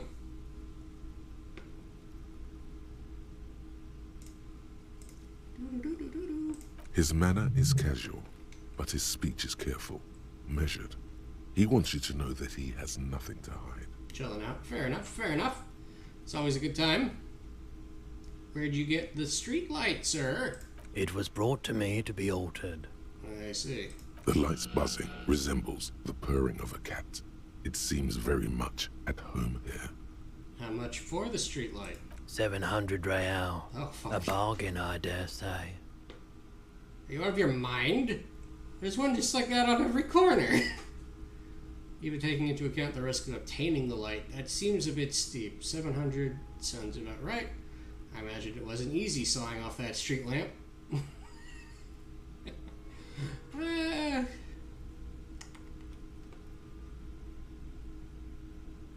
That's a bit high. There's also the matter of rewiring, but the most important transformation is the light's placement among ordinary indoor fixtures, which has adjusted its morphological field. The light became suitable for use inside the home just a few days ago. Okay. Well, there's nothing else you need to know about that light. There's nothing else that I need to know about that light. What's this? Mostly military wear with a few more eccentric fashions thrown in. Ooh. What's up here? The boomboxes on the shelf look well-loved and well-traveled. Chipped, dented, they stare at you with the unblinking eyes of their tape reels. Stand on the tips of your toes to see more. One especially catches your eye. Deep gold and amber plastic with a big old handle on top. A classic boombox that says Stereo 8 approved. Just make sure it works before you buy it. Shopkeep, this Stereo 8 approved machine here is the Harman Welsh W2, made in Vespa, designed in Seoul. Plays all reel-to-reel format, 2mm, 8mm, 12mm. It's even got a little radio in there. It'll set you back 12 real. That's pretty cheap. Red, yeah, Russians here. Being all layabout. No, I'm kidding. What I really want to know is, could this device come in handy in my police work? If police work means playing tapes, sure. You can use it for that. Or any other time you'd need to play a tape. Are you sure this is all in working order? Absolutely. I've tested each one myself with recordings of speech, found sounds and music from a variety of genres. Even though I don't really like music. Huh. Alright. We're coming back for that, though. I have a sneaking suspicion, by my knowledge of how the game goes later, I have a sneaking suspicion that'll be important, given the fact that I know that that'll be important. You know? You see rows of toy soldiers guarding the rest of the trinkets displayed on the table. Some on horseback, others in rags, others yet in bright blue uniforms. All are stern and unyielding in their duty. Hey, yo! That was just an alarm, don't worry. I'm not going anywhere.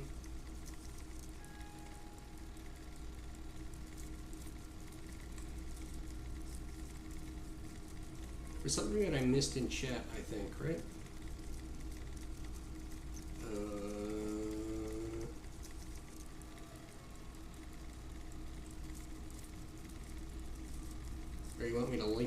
Ah, yeah, that's what it was.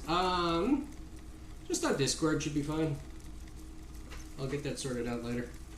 Inspect the knights on horseback. Big men on big horses, clad in lamella armor and carrying flintlocks, the kind that would mow down a line of enemy soldiers in the blink of an eye. Are these the Franco cavalry? These are the Franco cavalry, right? Yes. A little worn around the edges, but I'm pretty sure it's fully intact. Let's see. Let's check out the blue uniforms. They're not all blue. These figurines also wear gold coats and caps, complemented by orange trousers. They are variously posed, wielding swords and rifles with bayonets. Wait, this looks like Renee, the old guy who was playing Patong. That they do. The uniforms are precisely the same. Some even have the same shaped medals pinned to their chests. Are these royalist soldiers? Which ones? Ah, those. Yes, they are. I find the paint job a bit gaudy, but children like the bright colours indiscriminately. Alright. Who's this one in rags? This set of soldiers isn't meant to look impressive. A few have rifles, but most of them carry pistols. Some even shovels and tall sticks. Are these even Are these even soldiers? You're probably talking about the revolutionaries, yes? Yes, they are soldiers. Revolutionary soldiers. Oh. Give me a second. Just, where's the microphone?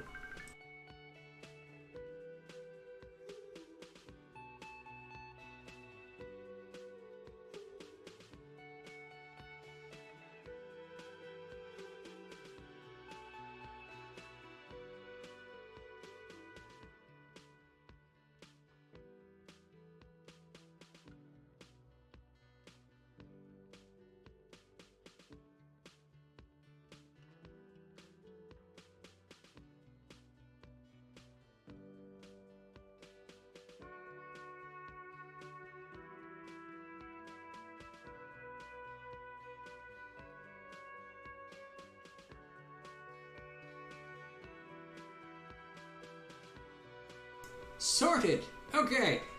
Hello again. I gotta go. I'll be back in a couple hours with a funny live 2D rigging stream for spoons. What are you called now? What are you called now? What's your fucking name now? Kitsune Spoon. Yes. Yeah. I'll be back later for that. Why don't we raid someone? Who do we raid? Raid. Squizzy. No, I'm not raiding Squizzy.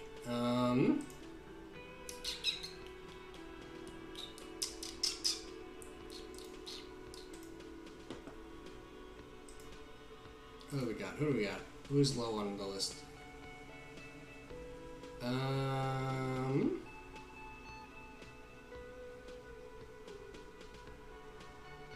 Let's raid.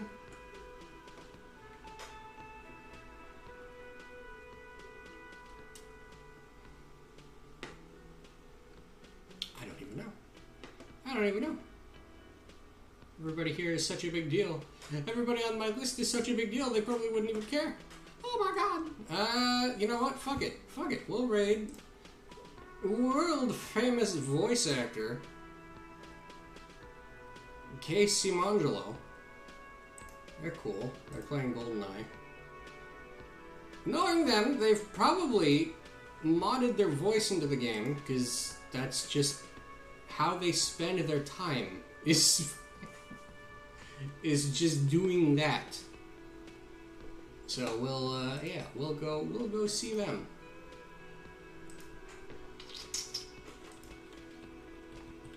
And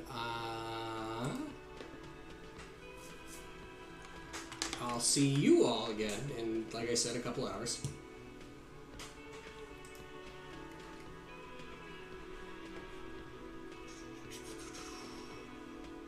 Now we kill time until I'm allowed to actually send the raid out. There we go. Bye-bye!